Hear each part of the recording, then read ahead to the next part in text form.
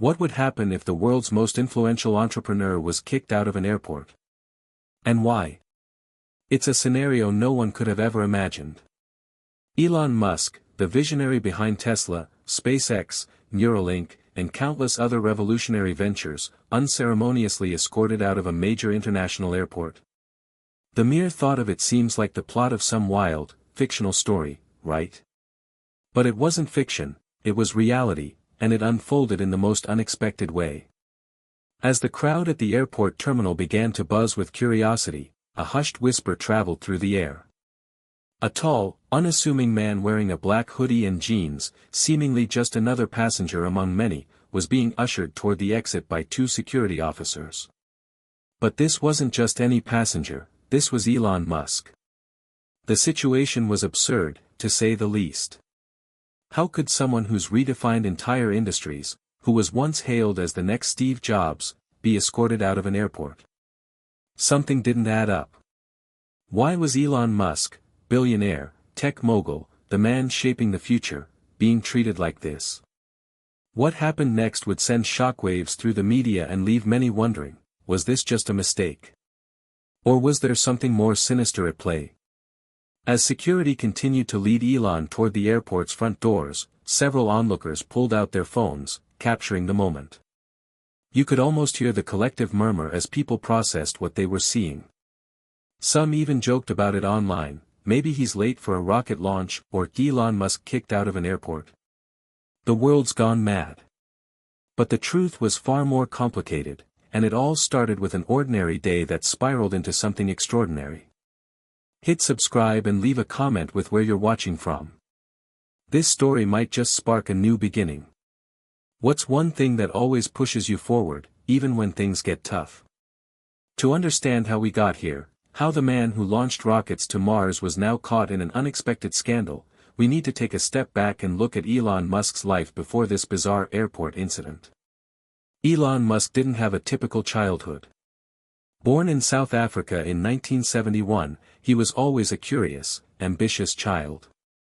His love for computers and technology blossomed at an early age. He taught himself computer programming at 12, and by the time he was a teenager, he had already started developing his first video game. His hunger for knowledge and innovation only grew stronger as he moved to Canada and then to the United States to attend school. But it wasn't just his intellect that set him apart, it was his unwavering belief that the world could be radically changed by technology. From the very beginning, Musk had a vision. While others saw problems, he saw solutions. While others were satisfied with the status quo, Musk pushed the boundaries of possibility. He founded Zip2, then went on to create PayPal, a groundbreaking online payment system that would later be sold to eBay for nearly $1.5 billion. The success of PayPal was just the beginning. Elon's ambitions were far bigger than making money. He wanted to change the world. This drive led to the creation of SpaceX, Tesla, and eventually Neuralink and the Boring Company. The man who could launch rockets into space, revolutionize electric vehicles, and design brain-machine interfaces was not just building businesses, he was building a future. But as much as Musk was known for his brilliance and ambition, his life was far from perfect. His rise to the top had come with immense sacrifices, strained relationships, and personal struggles. Musk's work ethic was legendary, some would say borderline obsessive, and it often came at the expense of his personal life. Divorce, controversies over his management style, and the pressures of leading multiple groundbreaking companies took a toll on him. Yet despite all of this, Musk remained one of the most influential and admired figures in the world. His passion for innovation, his drive to make humanity a multiplanetary species, and his ability to turn impossible dreams into reality had earned him the title of one of the most visionary minds of our time. So, how did this man, this genius, find himself in a situation where he was being kicked out of an airport? To understand that, we need to understand one thing: the complexity of being Elon Musk. His presence didn't just command attention, it sparked interest, debate, and, at times, controversy. It all began on a routine business trip. Elon was scheduled to fly from Los Angeles to Seattle, where he was to attend a meeting about a potential new venture in artificial intelligence. A quiet morning at LAX turned into a whirlwind of confusion and chaos, the kind of spectacle that had never been seen before. Musk arrived at the airport well ahead of time. He had a private jet waiting for him, a sleek SpaceX-designed aircraft that had become the hallmark of his ultra-private lifestyle. But things didn't go as planned. The trouble started when a misunderstanding occurred at security. Musk, usually a stickler for efficiency, was trying to get through security when a TSA agent asked him to remove his jacket. At first, he complied, but when the agent, unfamiliar with Musk's appearance, asked for identification, a series of miscommunications triggered a tense exchange. What followed was a sequence of escalating events that quickly spiraled out of control. According to eyewitnesses, things got tense when the agent demanded that Musk provide additional verification of his identity. Musk, growing frustrated, explained that he was Elon Musk, but the agent, likely unfamiliar with the intricacies of celebrity and fame, didn't buy it. Musk's attempts to explain his identity only added fuel to the fire. At this point, security was called, and the situation began to escalate. Elon's private security team arrived quickly to defuse the situation, but by then, it was too late. The media, alerted by some onlookers who had already begun filming, were ready to pounce on the story. Within minutes, Musk was being escorted out of the airport by security personnel, leaving onlookers in a state of disbelief. The event was already making its rounds on social media, with hashtags like #ElonMuskKickedOut trending worldwide. But what exactly happened? Was this just a simple misunderstanding, or was there something more to the story? To fully understand how Elon Musk, the world's most talked-about entrepreneur, found himself in the unexpected situation at LAX, we must first look at the man himself. Musk isn't just another tech mogul, he's a symbol of ambition, brilliance, and, at times, controversy. His story is a testament to how a vision can propel someone to unimaginable heights while simultaneously creating internal and external battles that can't always be controlled. Born on June 28, 1971, in Pretoria, South Africa, Elon Musk was not destined for an ordinary life. His father, Errol Musk, was a talented electromechanical engineer, while his mother, May Musk, was a model and dietitian. Despite the apparent potential for a traditional, comfortable life, Elon's childhood was far from conventional. His parents separated when he was young, and Elon often described his early years as lonely and challenging. From a young age, Elon had an insatiable curiosity for technology. He devoured books and, by the age of 12, had already taught himself computer programming. With his first venture, a simple video game called Blaster, Musk earned $500, something that was impressive for a young teenager. However, his intellectual achievements were often overshadowed by his experience of bullying and feeling like an outsider.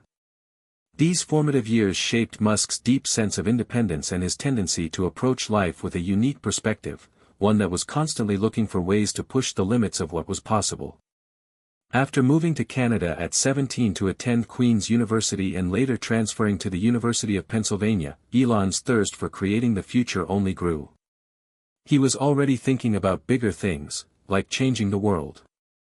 In 1995, he dropped out of a PhD program at Stanford University after just 2 days, choosing instead to dive into the world of technology and entrepreneurship. It was a decision that would forever alter the course of his life. Elon co-founded Zip2, a company that provided online city guides for newspapers. It was an early glimpse into Musk's vision, taking something traditional and transforming it with technology. The company was eventually sold to Compaq for nearly $300 million, setting the stage for Musk's next venture, X.com, which would later become PayPal. With PayPal's sale to eBay for $1.5 billion, Musk had built the foundation for what would become one of the most extraordinary careers in history. But while his career seemed to be going from success to success, Musk's personal life wasn't as smooth. His ambition, often described as bordering on obsession, took a toll on his relationships. He had multiple high-profile marriages, including one with actress Tallulah Riley, and countless rumors swirled around his love life, all while his companies, Tesla, SpaceX, Neuralink, demanded his undivided attention. What made Elon Musk unique wasn't just his ability to make billions, it was his bigger vision, to make life multiplanetary, to revolutionize transportation, to change the way we think about energy. He wasn't just in the business of technology, he was in the business of saving humanity. This idealistic vision earned him both admirers and critics. Tesla, SpaceX, and his other ventures were pushing the limits of possibility, but they weren't without controversy. Musk had been known to make bold statements, some outlandish, some visionary, some that got him into legal and public relations trouble. His erratic behavior on social media, particularly on Twitter, had led to heated debates about his role as a business leader. He could be brilliant one moment and polarizing the next. Despite these ups and downs, Musk remained a symbol of innovation, a man whose relentless pursuit of success was, in many ways, unstoppable. But even the most visionary of entrepreneurs aren't immune to the consequences of their actions. The world was about to see that firsthand in the wake of the airport incident. On the morning of the incident, everything seemed ordinary. Elon Musk had finished a busy week of meetings and was preparing to head to Seattle for a new business opportunity, this time, a meeting regarding an AI initiative his companies were exploring. After a brief stop at Tesla's headquarters in Palo Alto, he made his way to the Los Angeles International Airport. Nothing about the day suggested that it would go down in history as one of the most bizarre moments in his career. Musk was flying privately, as he often did, due to the flexibility it offered with his demanding schedule. However, this time, something was different. As he approached the security checkpoint, he didn't expect anything unusual. Perhaps that's where the first mistake was made. Elon Musk, despite his monumental success, was still human, and humans sometimes assume that their status will protect them from the mundane inconveniences of life. The security officers, as most airport personnel are trained to do, followed protocol. They asked Musk to step aside for a secondary screening. Musk, who had gone through airport security thousands of times without issue, assumed it was a standard procedure. But what followed was anything but routine. The situation escalated when one of the TSA agents asked Musk for his identification. In that moment, something happened that Musk didn't expect. The agent, unfamiliar with Musk's appearance, asked him to verify his identity. Musk, trying to remain calm, politely explained who he was. However, the agent seemed skeptical, likely unfamiliar with the nuances of celebrity and wealth. Musk, irritated by the slow pace of the process, made a remark that perhaps pushed the agent too far. "I'm Elon Musk," he said, as though the name alone should be enough to clear up the misunderstanding. But it wasn't. The agent, in what could only be described as a mix of confusion and disbelief, demanded further verification. Musk, now visibly frustrated, insisted on proceeding with his flight, but things began to spiral quickly from there. The tension in the air was palpable. Musk's personal security team, who had been waiting nearby, stepped in to de-escalate the situation. However, by then, the situation had already taken on a life of its own. Within moments, airport security was called in. Musk's attempts to explain himself were met with further scrutiny. The agent, now more insistent, argued that Musk needed to be escorted out of the building. The moment was surreal, one of the most influential figures in modern history, being kicked out of an airport like a common criminal. As the scene unfolded, people in the terminal began to notice. A few passengers recognized Musk and began to film the interaction. The videos, of course, quickly made their way to social media, sparking a frenzy of speculation. Was this some sort of misunderstanding? Or was there something deeper going on? As Elon Musk was escorted out of the airport, the questions started to mount. What had happened? And more importantly, why?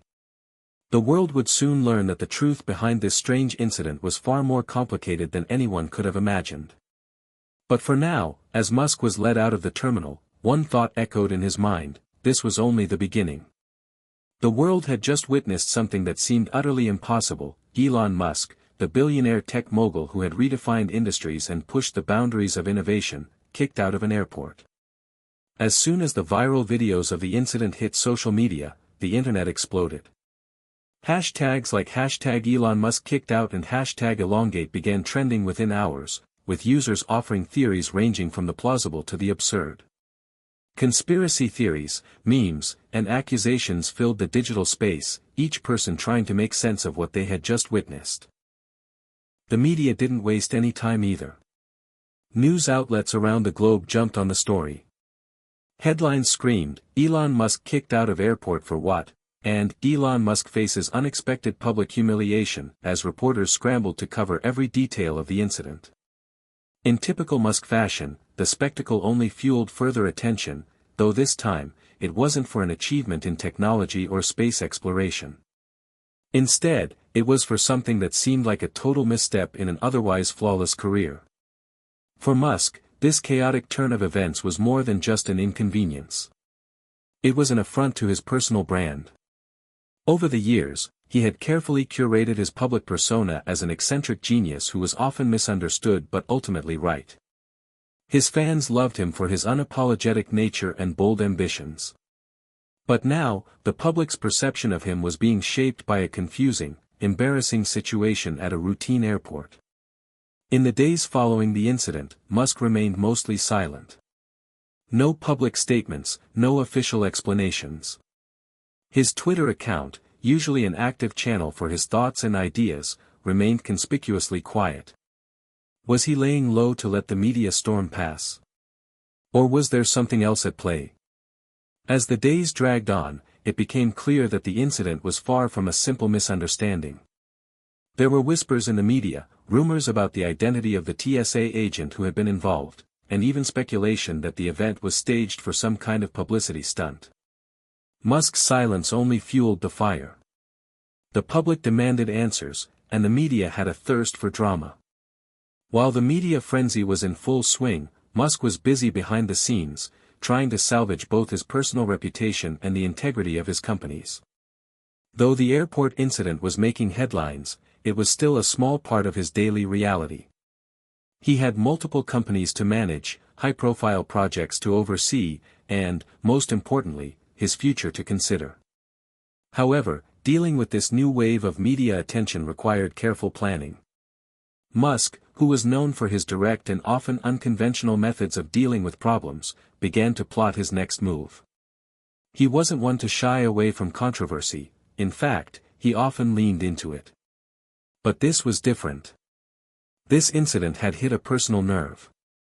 Musk was never one to be portrayed as a fool or the subject of ridicule, especially when it was due to something as mundane as airport security. It was clear to those close to him that the airport fiasco had rattled him in a way few things had. Though he had been through plenty of public scrutiny, whether it was over Tesla's production delays or his public feuds on Twitter, this situation felt more like a betrayal than an inconvenience. How could this have happened? Behind the scenes, Musk's team worked quickly to piece together the timeline of events.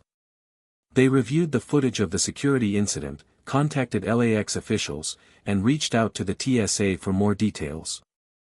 After digging deeper, they found a surprising twist. The TSA agent who had initiated the escalation was actually a rookie officer, unfamiliar with Musk's identity.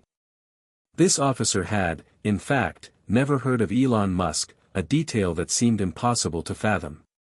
But it was true. Further investigation revealed that the situation had escalated when Musk, frustrated by the delay and the agent's questioning, became short with him. The agent, trying to stick to protocol, took Musk's comments as defiance and immediately called for backup. What followed was a series of miscommunications between Musk's security team and airport officials that made the situation seem much worse than it actually was. In the chaos, neither Musk nor the officers had the opportunity to resolve the misunderstanding calmly. The result? A viral scandal. Elon Musk knew he needed to clear his name, and quickly. While the press eagerly awaited his next move, Musk's team was working on a carefully crafted response. The world had already seen the chaos unfold on social media, and the longer Musk remained silent, the more the narrative would be shaped by others. The time had come to take control of the situation. A few days after the incident, Musk finally broke his silence. On a late evening, he posted a simple tweet that would clear the air and set the stage for his next steps. "I got caught in a miscommunication at LAX. I'm not mad at anyone, sometimes things just go sideways. Let's all remember, we're all human, and we all make mistakes." The tweet was short, direct, and left little room for further speculation. It was exactly the type of no-nonsense, Elon Musk-style communication that people had come to expect from him. The world, of course, would never let the story go so easily, but Musk's response showed that he wasn't going to let this incident define him. Behind the tweet, however, there was a deeper, more calculated approach. Musk's PR team had worked tirelessly to ensure that the incident wouldn't negatively affect his businesses. They had even gone so far as to reach out to LAX officials, offering a private meeting to discuss the issue further and ensure that no permanent damage had been done to Musk's reputation at the airport. Simultaneously, Musk began re-engaging with his loyal fanbase on Twitter. He shared updates about upcoming SpaceX launches, Tesla developments, and even teased new projects in the works. By redirecting the conversation toward his businesses and his ongoing work, Musk was able to subtly remind the public that this incident was a minor blip in the grand scheme of his visionary career. Despite his calm response, the incident had a lingering effect on Musk. The media continued to speculate about his involvement in the situation, but the public's fascination with his life seemed undiminished. In fact, the story had taken on a life of its own, with new theories and perspectives emerging every day. As the days passed since Elon Musk's airport incident, something unexpected began to happen. It wasn't just the media frenzy that had made waves, it was the ripple effect that started to reverberate through Musk's empire and beyond. The public's view of Musk had always been one of admiration, mixed with a fair share of skepticism, but the events at LAX revealed a vulnerability that hadn't been exposed before.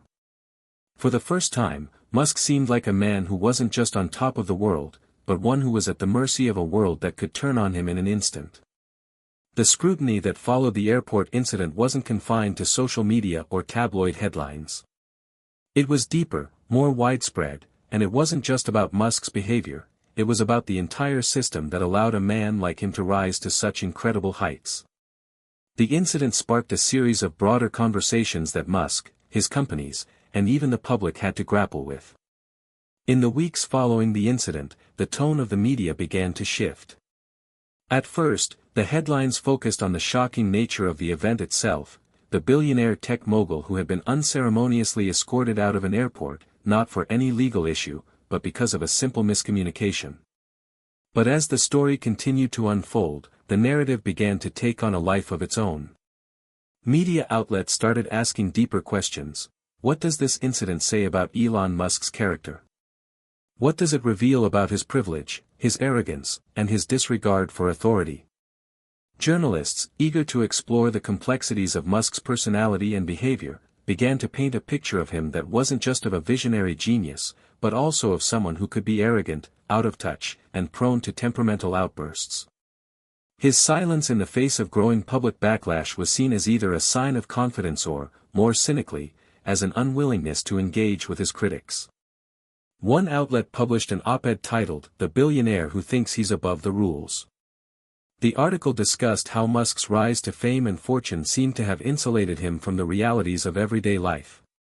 It painted a picture of a man who was used to getting whatever he wanted, when he wanted it, and who had lost touch with the common struggles faced by average citizens. The narrative that Musk was out of touch began to gain traction. While some defended Musk, calling the incident a simple misunderstanding, others used the moment to critique his behavior.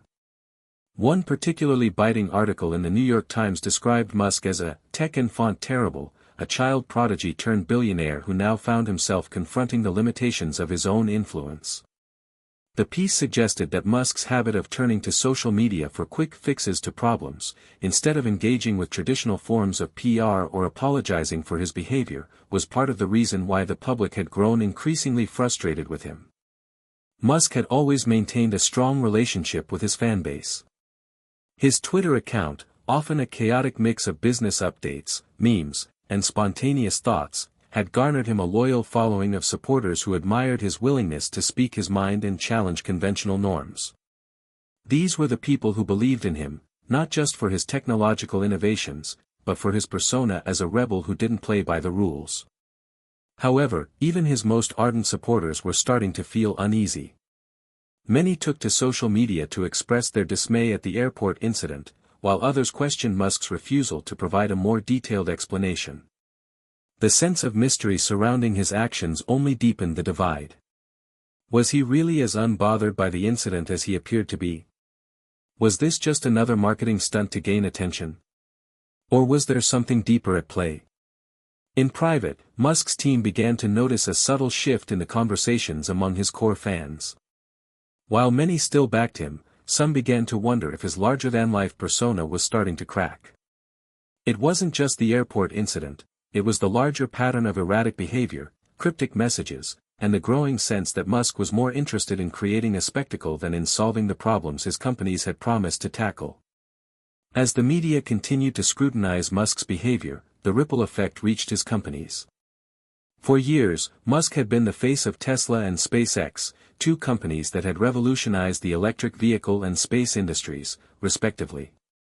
Both companies relied on Musk's vision and leadership to propel them forward.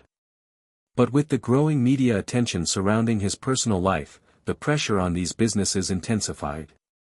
Tesla, which had been on a rapid rise for years, faced new challenges in the stock market. Musk's behavior, once seen as a quirky reflection of his genius, was now being looked at with more critical eyes. Shareholders, once enamored with Musk's unconventional approach to business, began to question whether his unpredictable nature might threaten the long-term stability of the company.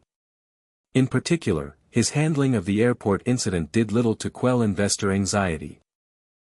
While the media continued to dissect Musk's actions and behavior, a more pressing question emerged in the minds of many: was the LAX incident truly just a coincidence? As public interest in the story grew, so did the conspiracy theories. Some speculated that Musk had orchestrated the entire incident as a form of guerrilla marketing, creating a dramatic moment to draw attention to himself and his companies. Others suggested that there were deeper, darker reasons for his behavior. Had Musk been under stress from a series of personal or professional issues? Or was this a larger reflection of the pressures he faced as a man responsible for some of the most ambitious projects in human history? One anonymous source within Musk's inner circle revealed to a tabloid that Musk had been under an immense amount of pressure in the weeks leading up to the incident. Tesla was facing fierce competition in the electric vehicle market, and SpaceX was dealing with increasingly complex logistics for its Mars mission. Behind closed doors, Musk had been working non-stop, often sleeping in his office and skipping meals. The source suggested that this pressure had caused Musk to react in ways that were out of character for him, like the outburst at the airport. However, no one could say for certain what had actually transpired. Musk, as usual, kept his personal life close to the chest, leaving everyone to speculate. As the weeks passed and the media storm around the LAX incident began to subside, Elon Musk found himself facing a crossroads. The immediate fallout from the incident had faded, but the questions it raised about his public persona and his future were far from settled. Behind closed doors, the pressure was mounting. His investors, employees, and even close friends began to voice concerns, and Musk was feeling the weight of their expectations more than ever before. It was during one of these tense moments that a surprising figure entered the picture, someone Musk hadn't expected to be a part of this narrative. His old friend, and Tesla's chief operating officer, Gwynne Shotwell, reached out with an idea that Musk hadn't considered before. Perhaps it was time to rebuild his image, not just as a billionaire genius, but as a man who was grounded, authentic, and willing to learn from his mistakes. Musk and Shotwell had a long history together. They'd worked together at SpaceX for over a decade, and Shotwell had proven herself to be one of the few people who could keep up with Musk's high-octane approach to business. But while Musk was known for his impulsive decisions and bold statements, Shotwell was a more measured voice in the room, one that often acted as a counterbalance to his brash instincts. It was Shotwell who suggested that Musk take a different approach. Rather than letting the airport incident define him, why not turn it into an opportunity to show the world that he was capable of personal growth?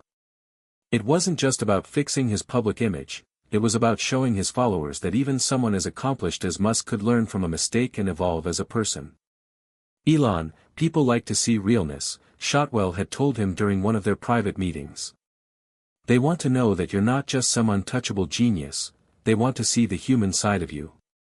You've built amazing things, but you can't forget that it's the people who will ultimately decide your legacy.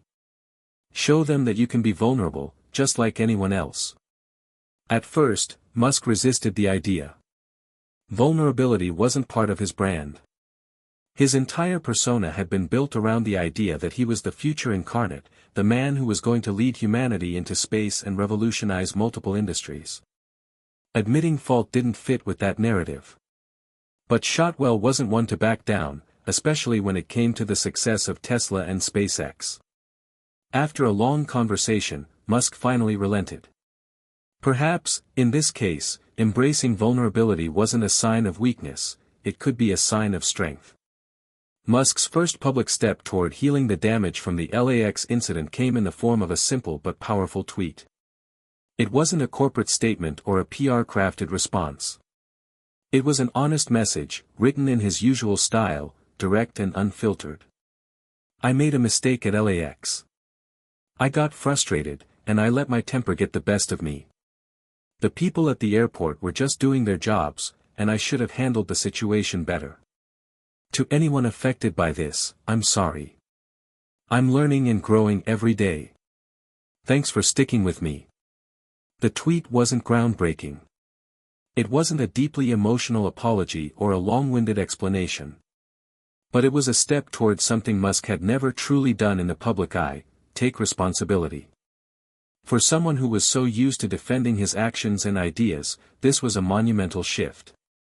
It was the first time he'd openly admitted that he, too, could make mistakes.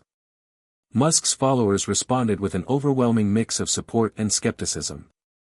Many appreciated the candor of the message, feeling that it showed a new side of Musk, one that was human, and not just a larger-than-life figure. Others, however, were quick to point out that this wasn't enough. Was Musk really sorry, or was this just a PR move to quell the storm?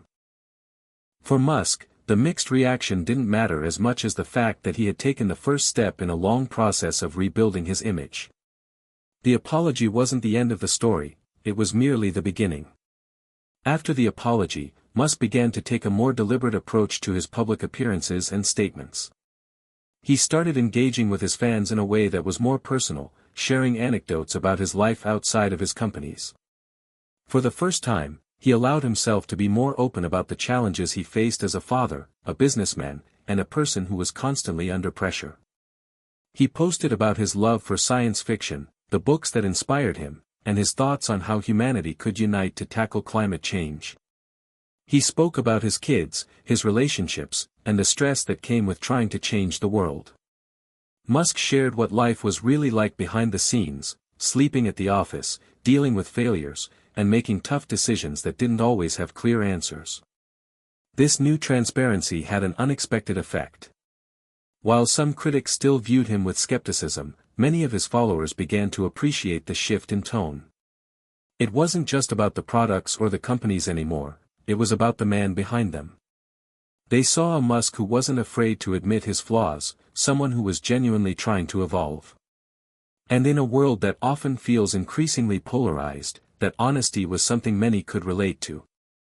For Tesla and SpaceX, Musk's newfound openness had a surprising effect. Shareholders and investors, who had once been worried about the volatility of his personality, began to see him in a new light. The transparency wasn't just about his personal life, it also carried over into the way he managed his companies. At Tesla, Musk's more grounded public persona allowed the company to shift its focus slightly. Instead of just being a company that sold electric cars, Tesla began to emphasize its role as a leader in clean energy solutions, with Musk positioning himself as a visionary who cared deeply about the planet's future. This new narrative resonated with both investors and consumers, breathing new life into Tesla's stock price and reaffirming the company's status as a key player in the green revolution. Similarly, at SpaceX, the shift in Musk's public demeanor helped humanize the company's ambitious mission to reach Mars. SpaceX's projects, which were often viewed as speculative and risky, took on a more relatable tone. People began to see SpaceX not just as a company with a futuristic mission, but as a company led by a man who was passionate about solving the world's most difficult problems. The focus was no longer solely on the technical challenges, it was also about the people who were going to make these breakthroughs happen. The days after Elon Musk's public apology and his attempt to engage with the public in a more transparent way were crucial. While many of his followers and colleagues saw it as a sign of maturity, the impact of the LAX incident was far from over. It wasn't just the media that had taken notice, powerful figures within Musk's companies, as well as influential figures in the tech world, were now keeping a watchful eye on his every move. The heightened scrutiny didn't just affect his personal life, it was beginning to impact his companies, his ventures, and even the larger goals he had been tirelessly working towards for decades.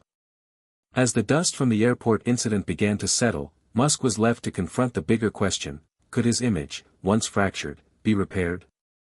Or had this moment of public vulnerability permanently damaged the perception of his leadership, not just within his companies, but in the broader tech industry? Behind the closed doors of Tesla and SpaceX, the effects of the airport debacle were more than just a media frenzy.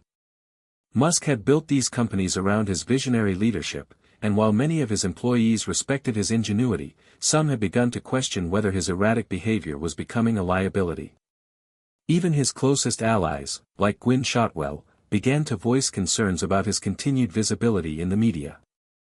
There was a sense among some employees that Musk's personality, once seen as a symbol of innovation and risk-taking, was starting to become a hindrance to the company's progress. As Musk juggled constant attention, his leadership became harder to manage.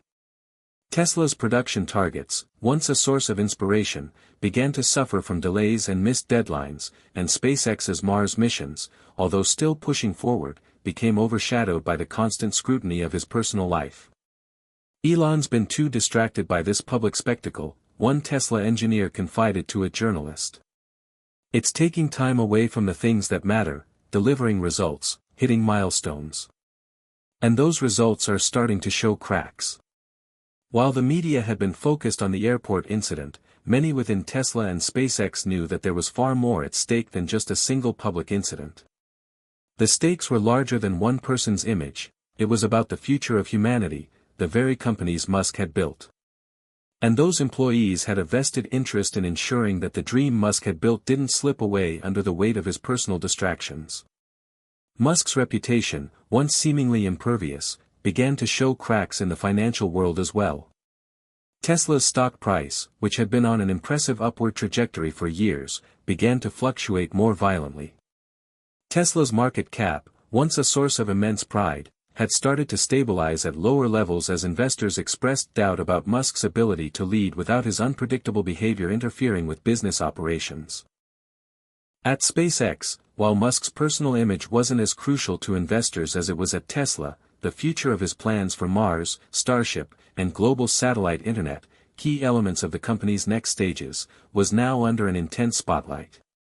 The public's perception of Musk directly impacted investors' willingness to continue supporting SpaceX's long-term ambitions. Despite his innovative ventures, investors were asking hard questions. Could a man who seemed so volatile and unpredictable still be the visionary they had once believed him to be?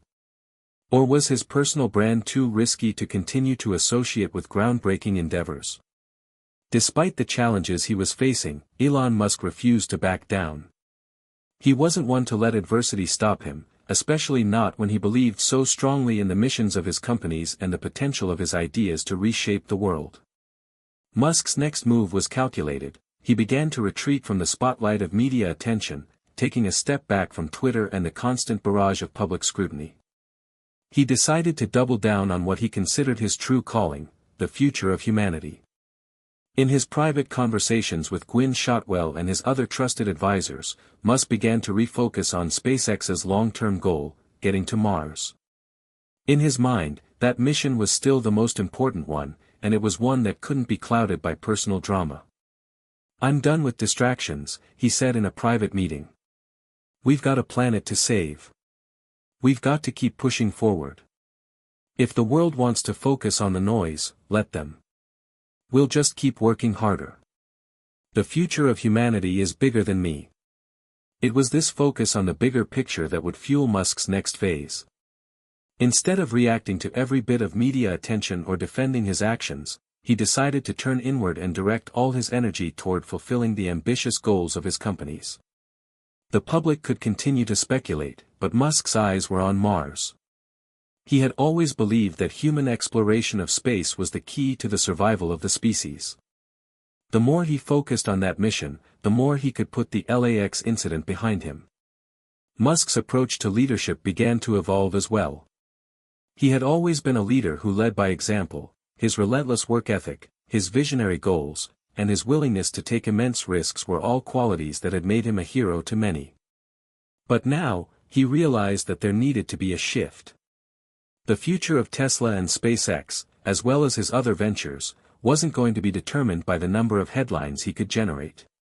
It was going to be about fostering a sustainable, resilient culture within his companies. Musk began to delegate more responsibilities to trusted leaders within both Tesla and SpaceX. He hired new executives to manage the day-to-day operations and to maintain focus on executing on business goals. His role, instead, was becoming more strategic and visionary. At Tesla, this shift meant bringing in a team to focus on streamlining production and improving quality control. Musk began to take a step back from the press and focus more on internal innovation, particularly Tesla's expansion into energy storage and solar power, which had the potential to change the energy landscape in ways that far exceeded electric vehicles. At SpaceX, Musk began to focus more on the engineering challenges that lay ahead. The company's Mars mission was facing a new level of scrutiny from both the public and investors, and Musk knew that the only way to move forward was through tangible progress. Rather than making grand promises on Twitter, he invested even more time into the technical aspects of the Starship program. He gathered his engineering team and set audacious but achievable targets, like landing a Starship on Mars within the next 5 years. With Musk largely out of the media spotlight, an interesting thing began to happen. Without the daily headlines, the focus on Musk's personal life and behavior began to fade. The public and investors began to look more closely at the companies he was leading. The focus was no longer on the drama, it was on what Musk was actually accomplishing. SpaceX's successful missions to the International Space Station, Tesla's continued expansion into new markets, and new projects like Neuralink began to gain more attention than Musk's personal life. In fact, by focusing on the innovation that his companies were driving, Musk's image slowly started to shift back to what had made him famous in the first place, the genius behind the technology that could change the world. As the dust from the LAX incident continued to settle, Elon Musk found himself with more time than ever to focus on the next phase of his grand ambitions. The media storm had subsided, but a more significant challenge loomed, his vision of a multiplanetary future. While the controversy surrounding him had given Musk time to reflect, it also served as a stark reminder that the world was watching, not just as an audience, but as critics. For better or worse, Musk had become an icon, and that came with its own set of expectations. SpaceX, however, was still in the midst of an exciting and unprecedented journey. Musk's dream of reaching Mars, one of humanity's most audacious goals, had become an unwavering North Star in his life. But now, the path to that goal was filled with a new set of challenges, not just from the competition or technical hurdles, but from within his own company and the shifting priorities of investors. The Mars mission, once seen as a far-off dream, was beginning to feel within reach. SpaceX had made remarkable strides with its Falcon Heavy rockets, reusability technology, and cargo missions to the International Space Station. But Mars was a whole different animal, a planet located millions of miles away, with the harshest conditions imaginable. It required not just brilliant engineering, but a coordinated effort on a scale that no company had ever attempted before. The central focus at SpaceX was the development of the Starship program, a next-generation spacecraft designed to carry humans to Mars and beyond. The massive rocket, standing taller than the Statue of Liberty and capable of carrying up to 100 passengers, was the centerpiece of Musk's vision for humanity's future in space. It was an ambitious project, but Musk had never shied away from ambitious projects. Yet, with each prototype launch and test, the stakes grew higher, and the pressure from investors, the public, and even his own engineers mounted. SpaceX's biggest challenge wasn't just about engineering or technical failure, it was about funding and ensuring that the public's faith in the mission remained strong. Investors were anxious about the timeline. Despite the successful launches of Falcon rockets, there had been multiple failures with the Starship prototypes. Explosions, delays, and unexpected malfunctions had made it clear that the road to Mars would not be smooth. At times, even Musk questioned whether his timeline was too optimistic. SpaceX had set a goal of reaching Mars by the mid-2020s, but there were moments when even Musk had to admit that those plans might be more ambitious than they were realistic. The failures were costly, not just in terms of dollars but in reputation. In addition to the technical and financial challenges, Musk found himself grappling with an increasingly complicated relationship with the public. His reputation, which had once been rock solid, had begun to show cracks in the aftermath of the LAX incident. Musk was keenly aware that the public's perception of his personal life was influencing their view of his companies and, more importantly, their willingness to invest in the future. The public often forgets that companies like SpaceX, which were pioneering a new era of space exploration, weren't immune to failure. Yet every mishap, every explosion, seemed amplified by the media and the public's insatiable desire for spectacle. For Musk, it felt like every failed test or delay was not just a setback for SpaceX, but another blow to his already fragile image. Still, Musk was determined not to let his image be defined by past mistakes. He saw the setbacks as challenges to be overcome, not insurmountable roadblocks. If anything, they motivated him more to succeed. Failure is simply the opportunity to begin again, this time more intelligently, he often told his engineers, paraphrasing Henry Ford. But it wasn't just words, it was how Musk lived, breathing life into the philosophy of using every failure as a stepping stone to success. And so, SpaceX pushed forward, testing, retrying, and learning from each mistake. Behind the scenes, Musk was taking steps to reassure his team at SpaceX that the dream of Mars was still alive, and that their work was still critical. During one pivotal meeting, Musk addressed his engineering team, many of whom had become frustrated with the slow progress and public scrutiny. "We've built rockets that land themselves," he said, his voice steady, despite the enormous weight of the words. "We've revolutionized the space industry. Now it's time to take the next step. We can do this." His speech, though brief, reignited the team's passion. It wasn't about avoiding failure, it was about embracing it and moving forward, together. Musk had always inspired his employees with his vision, and now, more than ever, it was that vision that would keep them going. Musk also took time to personally connect with engineers and team members at all levels. He made sure to visit production lines, attend design meetings, and answer questions. He wanted them to feel like they were a part of something greater, a mission that could change the course of human history. The Mars mission wasn't just a business endeavor, it was a calling. It was bigger than any one individual, including him. SpaceX isn't just a company, Musk had said during one of his personal meetings with his engineers. We're the vanguard of humanity's future. Mars is the destination, but the journey is what matters. We have to be better, faster, and smarter. We can't stop until we get it right. While SpaceX was regaining its momentum, Musk himself knew that it was time to address the public in a more meaningful way. The public image he had built for so long, of the quirky, often controversial billionaire, had to evolve. The LAX incident had not just affected the media's view of him, it had also affected his ability to communicate his most important goals. Musk understood that the time had come to change his narrative. He decided that the best way to reshape his image was to focus even more on his company's missions, leaving behind the personal drama and controversies that had dominated the headlines in recent years. His public presence would become more measured, less reactive, and more focused on his company's future. Instead of engaging in endless Twitter spats or reacting to public criticism, Musk began to make strategic, meaningful statements. He took to social media less frequently but more thoughtfully. When he did post, it was about SpaceX's achievements, Tesla's milestones, or Neuralink's latest developments. The message was simple: the future was still on track. Musk was still building, still innovating, and still leading the charge toward humanity's next frontier, Mars. To further distance himself from the drama of the past, Musk began to limit his interactions with the media.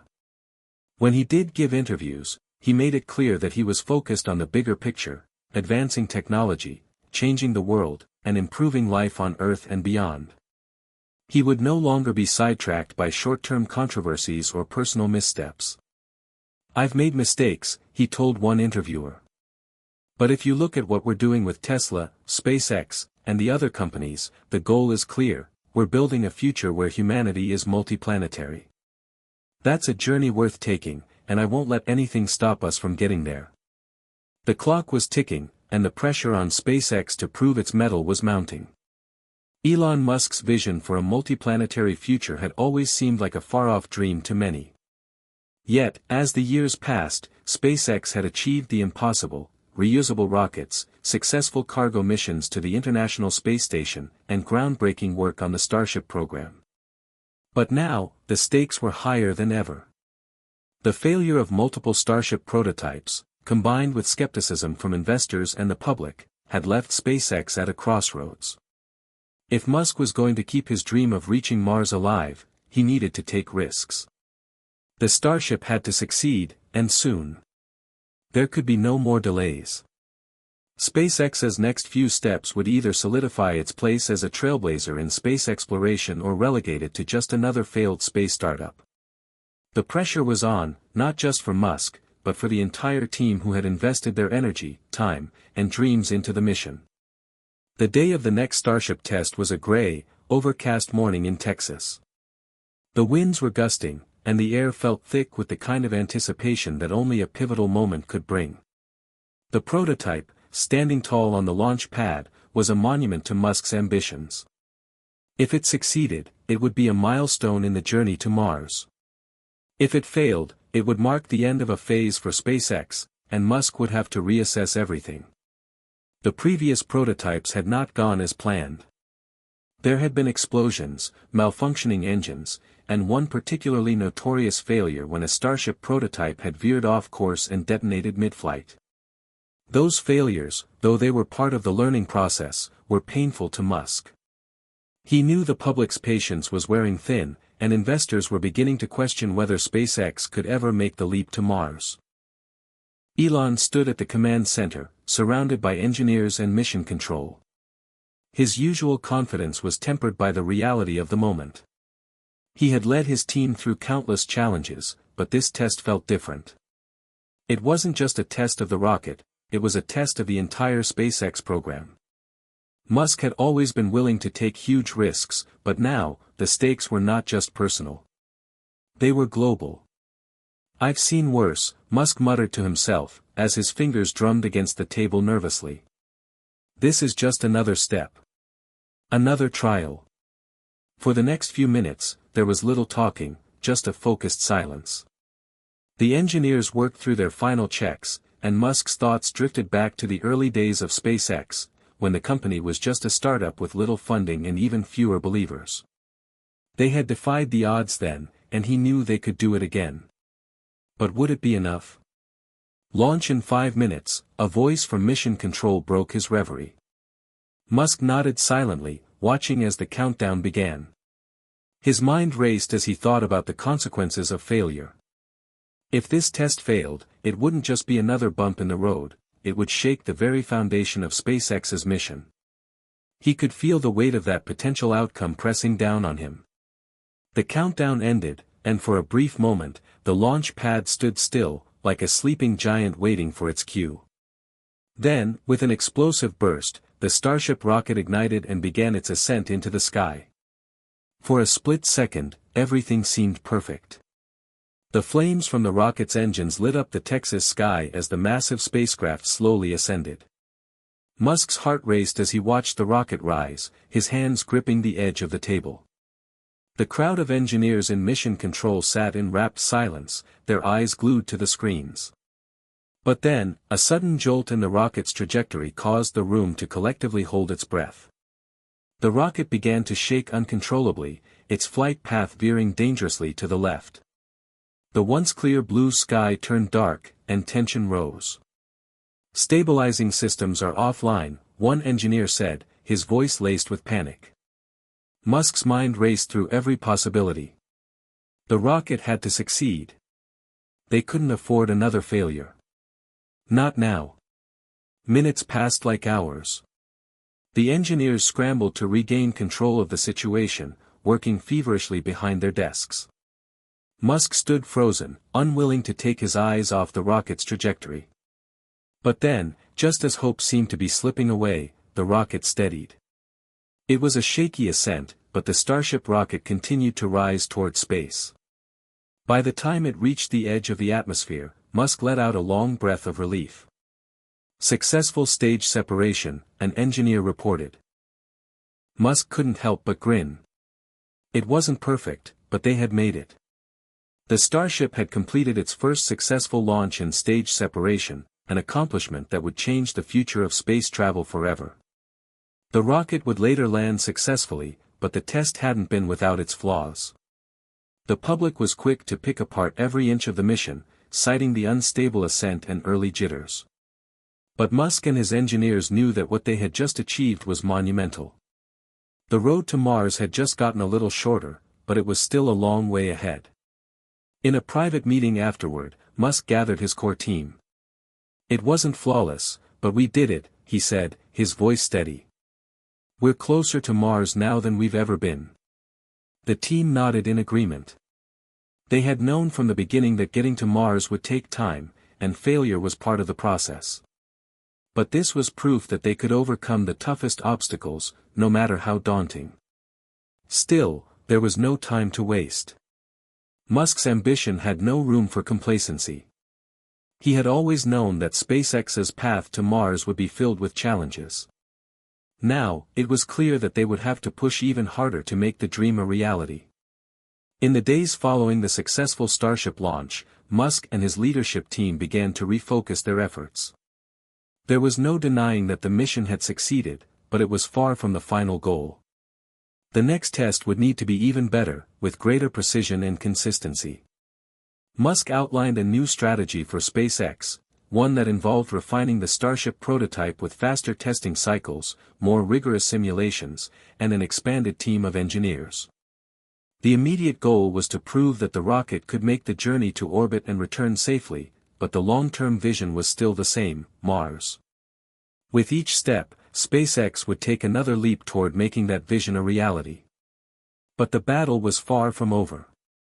The financial pressures, the scrutiny from the public, and the intense competition were still present, ready to capitalize on any misstep. Musk knew that every test was crucial. Every launch and landing was part of a carefully constructed series of steps that would eventually lead to the stars. Elon Musk had always been a man of the future. His ambitions went far beyond the confines of Earth, and his eyes were always on the stars. The recent successes with SpaceX were just the beginning, but the implications of these successes were already starting to ripple through the world in profound ways. Space exploration was no longer just about reaching the moon or sending satellites into orbit. It was about creating the infrastructure for humanity to become a multiplanetary species. And Musk was at the forefront of that revolution.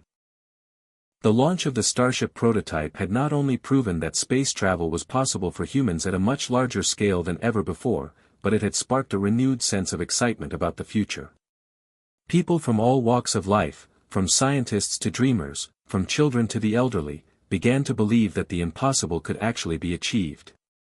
As the Starship program gained traction, so did Musk's other ventures: Tesla, Neuralink, and even his vision of revolutionizing transportation on Earth through the Boring Company. Each company served a unique purpose in Musk's broader plan: to make humanity more sustainable, connected, and capable of expanding beyond Earth. For Musk, the path to Mars was the ultimate goal. It was his defining mission, one that he had spent the last 2 decades working toward with unrelenting drive. The test flights of the Starship were a testament to his ability to inspire and lead a team to achieve what had once been deemed impossible. But the journey to Mars would not be easy. Musk knew that the real work had only just begun. The Starship was still a prototype, one that would need several more tests before it could safely carry humans to the Red Planet. But the rocket had already exceeded expectations. It had reached orbit, completed a successful return to Earth, and proven that a spacecraft could be reusable, cutting down costs and opening up the possibility of regular trips to space. Musk's focus now shifted to the next phase, refining the Starship for long-duration space travel. It wasn't just about getting to Mars, it was about surviving there. For that, the spacecraft needed to be outfitted with life support systems, advanced fuel storage, and a robust supply of materials for the long voyage. This would be the next challenge, not just the technological feasibility of reaching Mars, but the practicalities of living there. SpaceX set out to work with experts in space medicine, astrobiology, and long-term space habitation. This collaborative effort would need to solve problems that had never been tackled before: how to keep astronauts alive and healthy during the months-long journey to Mars and the even more perilous years of living on the planet once they arrived. Musk's team would need to pioneer solutions for food production, waste recycling, and radiation protection, all while navigating the unforgiving environment of space. Before SpaceX could send a crewed mission to Mars, they needed to complete a few crucial milestones. One of the most important was the Lunar Gateway, a space station planned to orbit the Moon and serve as a staging point for future missions to Mars. Musk had been vocal about his plans to establish a permanent human presence on the Moon, with SpaceX leading the charge. The Lunar Gateway was designed to be a launching pad for both the exploration of the Moon and deep space missions. It would provide a safe, stable environment for astronauts to live and work for extended periods, conducting experiments, testing technologies, and preparing for the next step in humanity's journey beyond Earth. Musk's vision for the Lunar Gateway was clear. It wasn't just about making history by returning to the Moon, it was about using the Moon as a stepping stone to Mars. With the resources and data gathered from the Lunar Gateway, SpaceX would be able to refine the technologies necessary for interplanetary travel, making the journey to Mars more achievable. For Musk, every step toward Mars was an interconnected part of a grander plan. The Moon was a crucial intermediate goal, a proving ground for the technologies and strategies that would eventually be employed on Mars. But the long-term goal, sending humans to Mars, was still at the forefront of his mind. As SpaceX and its competitors made advances in space exploration, the world began to change. There was a growing sense that humanity's future was not confined to Earth. Governments, corporations, and private individuals alike began to see the potential for space exploration not only as a way to push the boundaries of science but as a new frontier for economic growth and innovation. Musk's success with SpaceX was part of a larger global shift. Countries around the world were now vying for their place in the new space race. While NASA continued its work on various missions to the Moon and Mars, other countries, China, Russia, and the European Union, were also making significant investments in space technology. This new space race was not just about scientific discovery, it was about who could lead the charge in this new era of human exploration. But Musk remained unfazed by the competition. While others focused on the politics of space, Musk remained singularly focused on the long-term vision. SpaceX was not just a competitor in the space race, it was the leader in the movement to create a multiplanetary future. The success of the Starship program had put SpaceX in a prime position to dominate the future of space travel. And while the world watched in awe, Musk's team worked tirelessly to continue refining their technologies, pushing the boundaries of what was possible, and bringing humanity closer to the stars. As Musk's vision for the future began to take shape, the public's perception of space exploration also began to evolve. Where once space travel was seen as the exclusive domain of governments and national space agencies, private companies like SpaceX began to redefine what was possible. For the first time in history, ordinary people could look up at the sky and believe that space travel could be a part of their future. Musk had succeeded in inspiring a new generation of dreamers. Children now grew up with the idea that space was not an unreachable goal, but a place they could one day visit. Universities saw a surge in applications for degrees in engineering, physics, and astrobiology, as more and more students sought to be a part of the next great adventure. Musk's work had reignited the human imagination, and space exploration became a shared dream for millions. As SpaceX continued to make progress on its Starship prototypes, Musk knew that the real challenge lay ahead. Getting to Mars was only the beginning. The hard work of making it sustainable, creating permanent colonies, and transforming humanity into a multiplanetary species was the true test of his vision. But Musk had always been ready for a challenge, and he was determined to see it through. As SpaceX's Starship program gained momentum, the reality of the mission was beginning to sink in. The dream of sending humans to Mars was no longer a distant fantasy, it was rapidly becoming an achievable goal. But despite the technological advancements and public excitement, Musk knew the road ahead was fraught with challenges that would test not only the limits of human ingenuity but the very spirit of humanity itself. The excitement surrounding Mars missions was undeniable. People around the world watched eagerly as SpaceX's prototypes took flight, and each successful launch brought them one step closer to the Red Planet. Yet, Musk was acutely aware that the true challenge lay not just in getting to Mars but in surviving there, establishing a sustainable presence, and eventually thriving on a planet that had never before hosted human life. Getting to Mars wasn't just about building a rocket that could withstand the journey. It was about understanding and overcoming the numerous hurdles that came with space travel on such a grand scale. The Starship, although a marvel of engineering, was still in its early stages of development. Musk and his team knew that there would be numerous iterations and refinements needed before it was ready to carry humans to Mars. But the challenges didn't end with the technology. The human element was just as critical. Space travel, especially to a destination as far away as Mars, required long-term planning and preparation.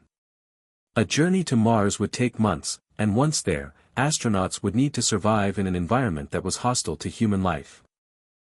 The atmosphere on Mars is thin, composed mostly of carbon dioxide, with no breathable oxygen.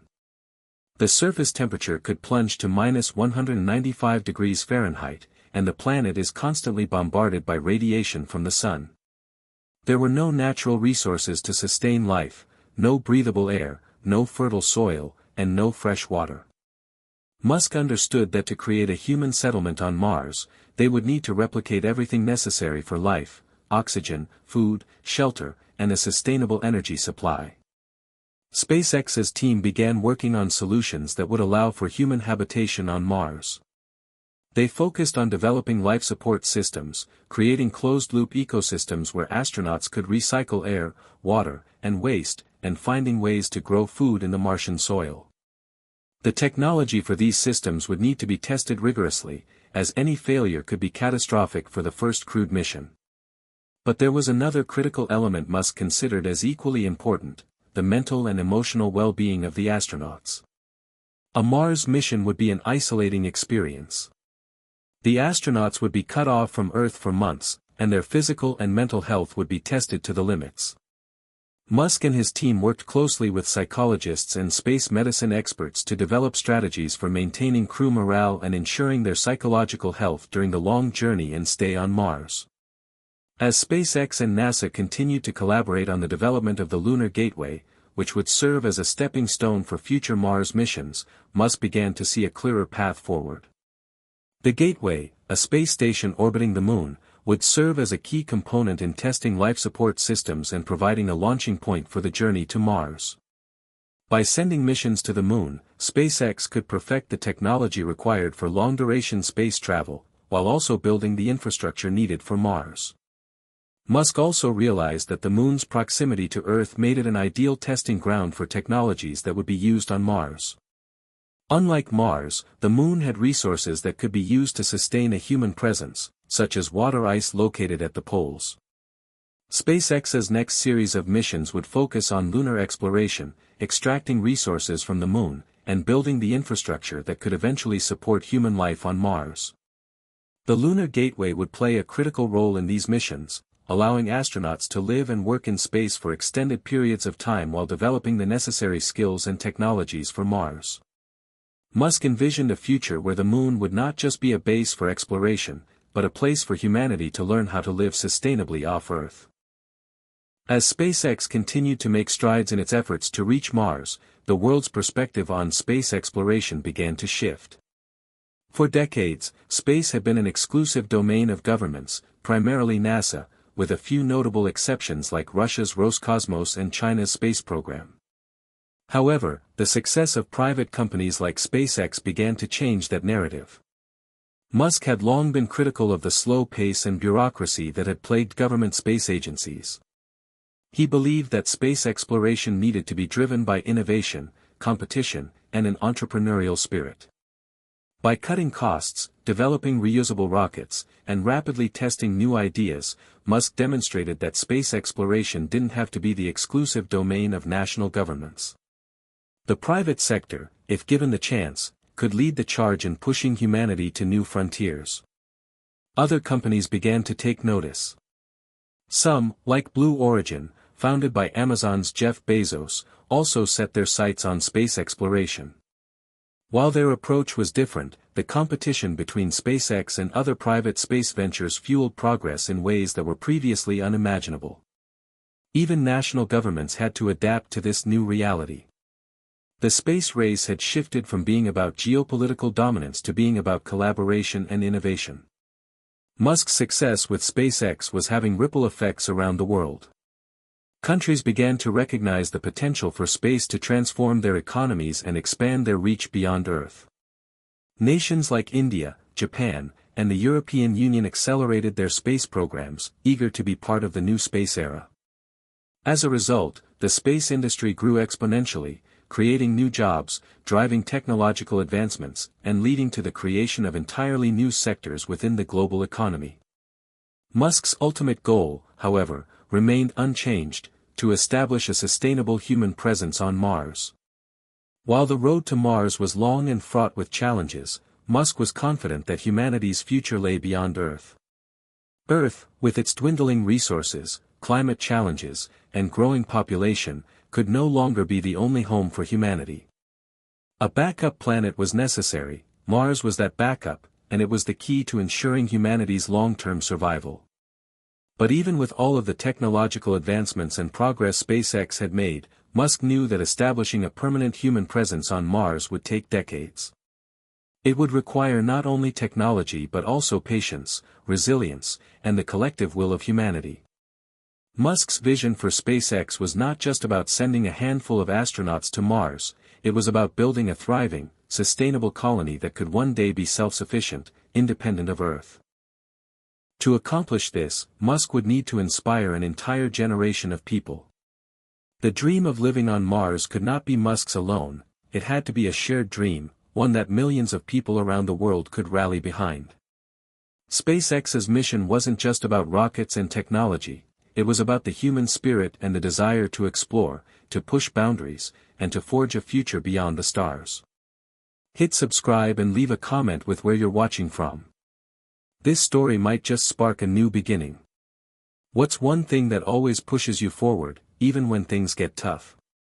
It was the year 2029, and the anticipation was almost palpable. The first crewed mission to Mars was no longer just a vision, it was real, and the people who would venture to the Red Planet were now training, preparing for an experience that would forever change the course of human history. For years, SpaceX had been working tirelessly on the Starship program, refining the technology, ensuring the safety of their astronauts, and preparing for the long, arduous journey ahead. Now, the time had finally come to send humans where no one had gone before. Elon Musk stood at the helm of the mission, watching as the final preparations were made. He had dreamed of this moment for years, and now that it was within his grasp, he couldn't help but feel a sense of awe. This wasn't just about technology or ambition, it was about a fundamental shift in humanity's relationship with the universe. Musk wasn't just sending a rocket to Mars, he was sending humanity's hope for survival, its desire to expand, and its belief in the possibility of new beginnings. The crew selected for the mission had been handpicked, not just for their technical expertise, but for their ability to handle the immense psychological and physical challenges that lay ahead. Living and working on Mars for an extended period would push them to the limits of human endurance, and Musk knew that he needed people who were resilient, adaptable, and driven by a collective sense of purpose. The commander of the mission, Captain Emily Scott, was a seasoned astronaut with NASA.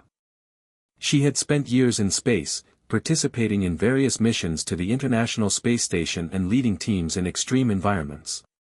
But despite her extensive experience, the Mars mission presented a new set of challenges that were unlike anything she had faced before. Her second-in-command, Dr. Daniel Richards, was a geologist and expert in Martian terrain. His knowledge of the planet's surface and its potential for resource extraction would be vital once the crew arrived. Then there was Dr. Sarah Nguyen, a biologist whose research into closed-loop ecosystems would be crucial for the survival of the crew on Mars. The final member of the crew, engineer Marcus Patel, was tasked with overseeing the operation and maintenance of the Starship systems. Together, these four individuals represented the best humanity had to offer, and their mission was as much about survival as it was about exploration. As the crew trained for the mission, they faced a grueling series of simulations designed to prepare them for the isolation, the physical strain, and the mental stress that would come with living on Mars. Each training session pushed them further, testing their resilience in ways they had never experienced before. The simulations took place in isolated environments on Earth, mimicking the conditions they would encounter on Mars: limited supplies, confined spaces, and the constant pressure of knowing that their survival depended on the successful operation of every piece of technology on board. But the crew knew that the stakes were high. They were the first. They were setting foot on a new world, and their success would pave the way for generations to come. They had no choice but to succeed. The day of the launch arrived. The world watched, eyes glued to their screens, as the final preparations took place at the SpaceX launch site in Texas. The Starship rocket stood tall, a towering symbol of human ingenuity, ready to carry its precious cargo into the cosmos. The media coverage was extensive, and people gathered in cities across the globe to watch the historic event unfold. For many, this was more than just a space mission, it was a symbol of humanity's potential to overcome adversity, explore the unknown, and dream beyond the confines of Earth. Musk stood backstage, watching as the crew entered the Starship capsule, one by one. His heart raced. This was a moment he had worked for his entire life. This was the culmination of every late-night meeting, every failure, every risk taken. The world was about to change forever. "Good luck, Captain," Musk said quietly as he shook Emily Scott's hand. "We're all counting on you." Emily nodded, her expression calm but resolute. She had been through countless simulations, but nothing could quite prepare her for the real thing. As she climbed aboard the spacecraft, she cast one last glance at Musk. There was no turning back now. "See you on the other side," she said with a faint smile. The countdown began, the tension rising as the seconds ticked away. The world held its breath. And then, with a thunderous roar, the Starship blasted off, its engines igniting as it soared into the sky, leaving Earth behind. The journey to Mars would take several months, and the crew knew that the real challenge had just begun. They were traveling in a spacecraft designed to be as self-sustaining as possible, with a closed-loop life support system that would recycle air, water, and food. But despite the state-of-the-art technology, the isolation of space weighed heavily on them. For the first few weeks, the crew worked together to ensure the systems were functioning properly. They checked the equipment, ran diagnostics, and followed the rigorous schedule laid out for them. The crew's daily routine was carefully structured to maintain their physical health, mental well-being, and productivity. Exercise sessions were incorporated into their day, and communication with mission control on Earth was maintained to ensure that everything was going according to plan. Despite the structure, however, the isolation of space began to take its toll. The vast emptiness of the cosmos was a constant reminder of their distance from Earth, and the crew began to feel the weight of their solitude. They were alone in a metal capsule, thousands of miles from home, with no direct contact with the outside world. Each passing day felt longer than the last, and the psychological pressure was mounting. Emily, as the commander, took it upon herself to keep morale high. She encouraged the crew to stay connected with one another, to talk about their fears and frustrations, and to share the small victories that kept them going. It wasn't always easy, but Emily knew that if they were going to succeed, they had to stay united. Every challenge was an opportunity to learn, adapt, and grow stronger. As the weeks turned into months, the crew's journey began to feel more routine. They had settled into the rhythm of life aboard the starship, with each day blending into the next. But the looming presence of Mars kept them focused. Every day brought them one step closer to their destination. Finally, the moment they had all been waiting for arrived. Mars was in sight. The tiny red dot that had been their distant goal for so long was now growing larger in the viewscreen. The crew gathered together to take in the sight, a moment of shared awe and anticipation. "We're almost there," Emily said, her voice filled with emotion. "Let's make history." As the starship approached Mars, the crew began their preparations for entry into the planet's orbit. The next few hours would be critical. They would need to execute a series of precise maneuvers to ensure a safe landing on the Martian surface. It was a delicate operation, and there was no room for error. The crew worked together, their years of training kicking in as they followed their protocols.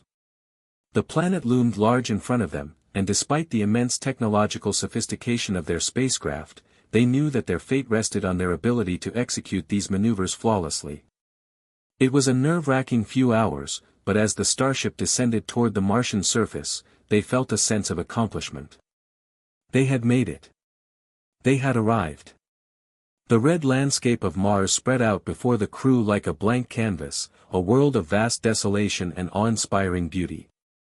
The sky above was a pale orange, with the distant sun casting long, eerie shadows across the barren terrain.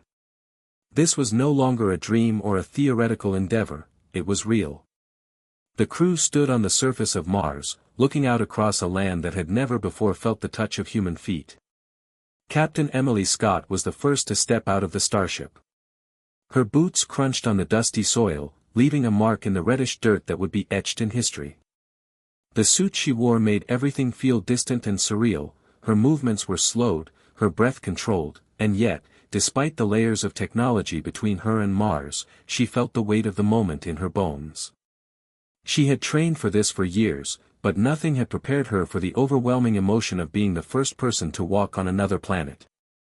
Emily took a deep breath, even though the atmosphere on Mars was mostly carbon dioxide and not breathable. It felt like a symbolic act, a way to ground herself in the moment. The world was watching, but here, in the stillness of Mars, she felt a sense of peace, a peace that had eluded her for months. "First step on Mars, Emily Scott," she whispered to herself, knowing that every word, every action, would be recorded forever. She paused for a moment, then spoke into her communication device. "The first step has been taken. We are here." The other crew members followed one by one, each of them stepping onto the Martian soil, feeling the same sense of wonder and awe. Dr. Daniel Richards, the geologist, took his time examining the surface, carefully collecting samples of the soil.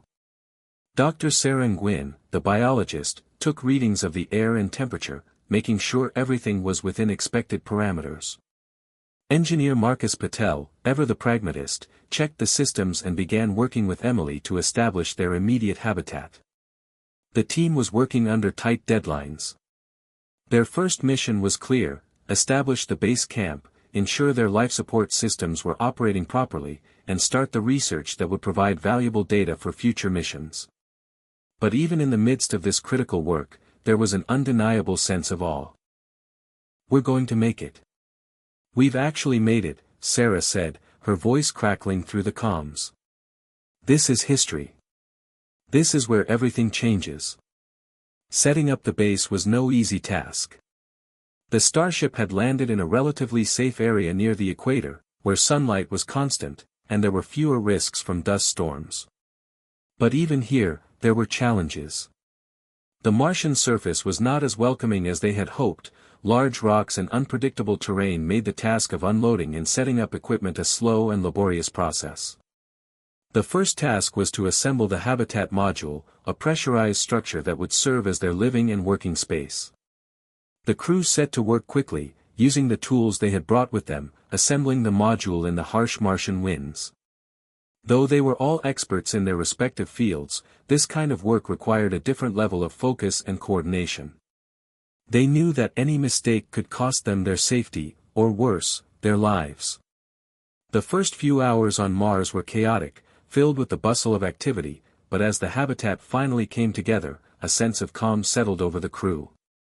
It wasn't perfect, there were still many systems to be tested, many hurdles to overcome, but it was a start. The Mars base was coming to life.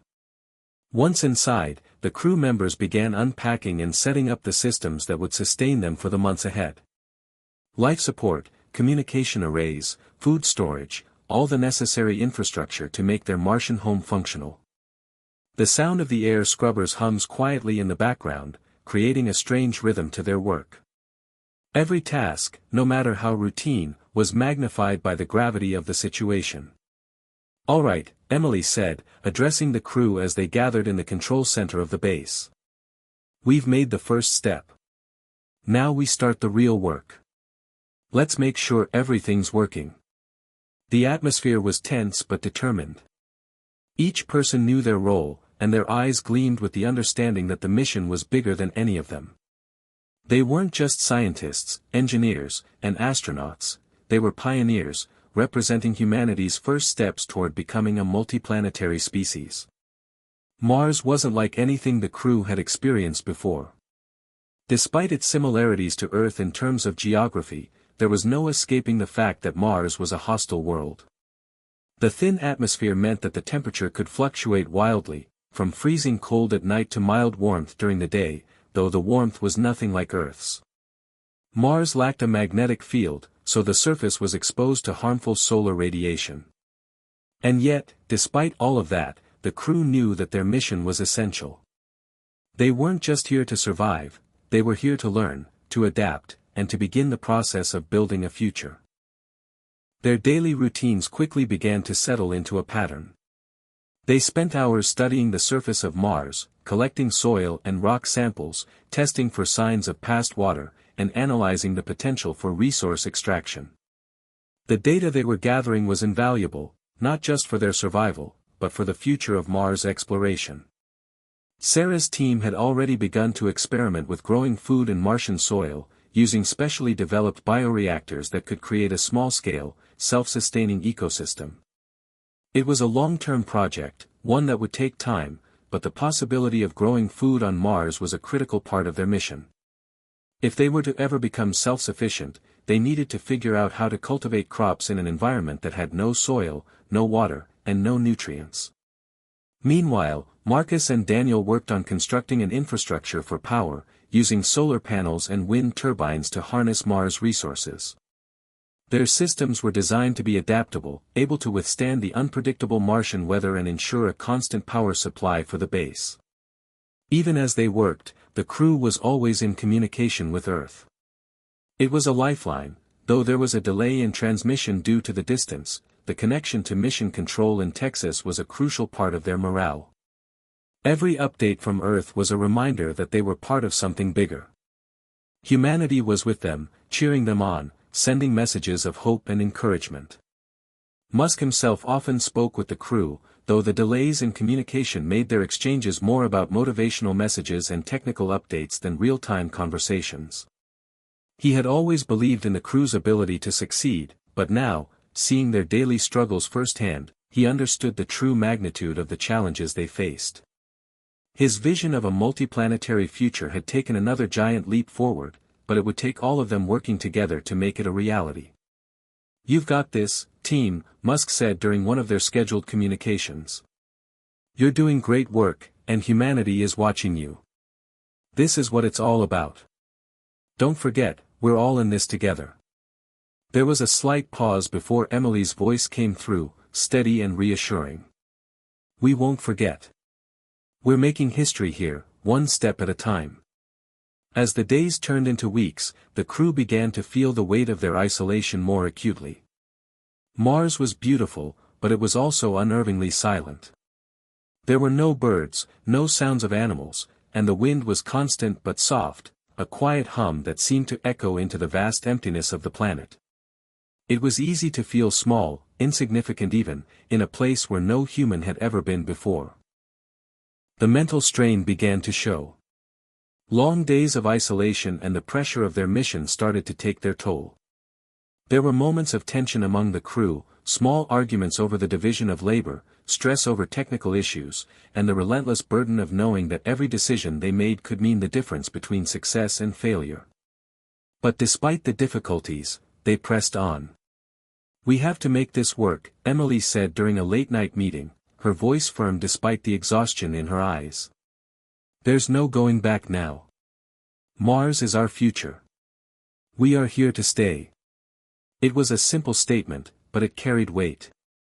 They were not just visitors to Mars, they were settlers, pioneers, and builders of something that would transcend their time on this planet. Mars wasn't just an exploration mission anymore, it was humanity's next great chapter. The weeks on Mars had begun to blur together for the crew. What had once been an awe-inspiring adventure now felt like an endless stretch of monotonous routine, punctuated by moments of extreme stress and the crushing weight of isolation. There were no seasons to mark the passage of time, no sunsets or sunrises to offer a sense of change. The same dusty red landscape stretched on for miles, undisturbed by human touch, and the crew found themselves continually adjusting to the peculiarities of their Martian environment. Emily Scott, captain of the mission, could feel the fatigue creeping into her bones. Despite her best efforts to maintain a sense of optimism, the isolation was starting to take a toll. The vast, barren landscape outside their base served as a constant reminder that they were alone in a way humanity had never been before. Mars had no bustling cities, no chirping birds, and no sounds of everyday life. It was a planet that had been silent for billions of years, and it now felt as if that silence was pressing in on the crew, amplifying their isolation. But the mission had to continue. They couldn't afford to stop. Mars was unforgiving, and survival here was not a given. It wasn't just about exploring, it was about establishing a foothold for humanity. The mission's objectives had always been clear: set up the base, gather data, and lay the groundwork for future exploration. And with the first few weeks behind them, the crew knew that the real work was just beginning. Despite the heavy workload, the crew's mental health was a growing concern. The constant isolation, the reliance on technology to keep them connected to Earth, and the sheer intensity of their mission created a pressure that no amount of training could entirely prepare them for. In the beginning, the crew had found comfort in their routines. They worked together, ate together, and exercised together, ensuring that everything was functioning as it should. But as the days wore on, something began to shift. It wasn't that the crew members were unprepared, they had all been selected for their resilience. But Mars had a way of testing limits in ways that no simulation could. Emily had seen the signs in herself first. There were moments when the weight of her responsibility seemed almost too much to bear. She was the leader of this mission, the one responsible for the success or failure of the mission. And the strain of this responsibility was starting to show in subtle ways. Her sleep had become fitful, her dreams disturbed by the silence of Mars, and she found herself snapping at the crew more often than she would have liked.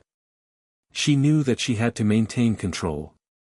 If she faltered, the rest of the crew would feel it. But the others were struggling, too. Dr. Sarah Nguyen, who had once been optimistic about the potential for biological growth on Mars, was now finding it difficult to keep up with her research. Her experiments on Martian soil were showing promise, but the slow pace of progress was beginning to wear on her. Every small failure, every missed target, felt like a personal defeat. And Marcus Patel, the engineer, who had always been practical and grounded, was starting to become restless. The Martian landscape was stark and beautiful, but it was also incredibly lonely. He missed the hum of Earth's cities, the sound of laughter, the feeling of connection. Daniel Richards, the geologist, seemed to be the most affected. His job was to study the Martian terrain, to explore the surface and gather data on the planet's potential for future colonization. But every time he ventured out into the field, he was faced with the same vast emptiness. He had spent years preparing for this moment, studying the Martian soil, dreaming of the day he could stand on its surface. Now that he was here, however, the reality was far different from the dream. The thrill of discovery had faded, and the solitude of Mars weighed on him like a physical burden. Communication with Earth had become a double-edged sword. On one hand, the crew was grateful for the connection that allowed them to stay in touch with mission control. It was a lifeline, a reminder that they were not forgotten, that humanity was watching, and that there was still a world out there beyond the red horizon. But on the other hand, the time lag in their communications was becoming increasingly frustrating. With a 22-minute delay each way, conversations often felt one-sided.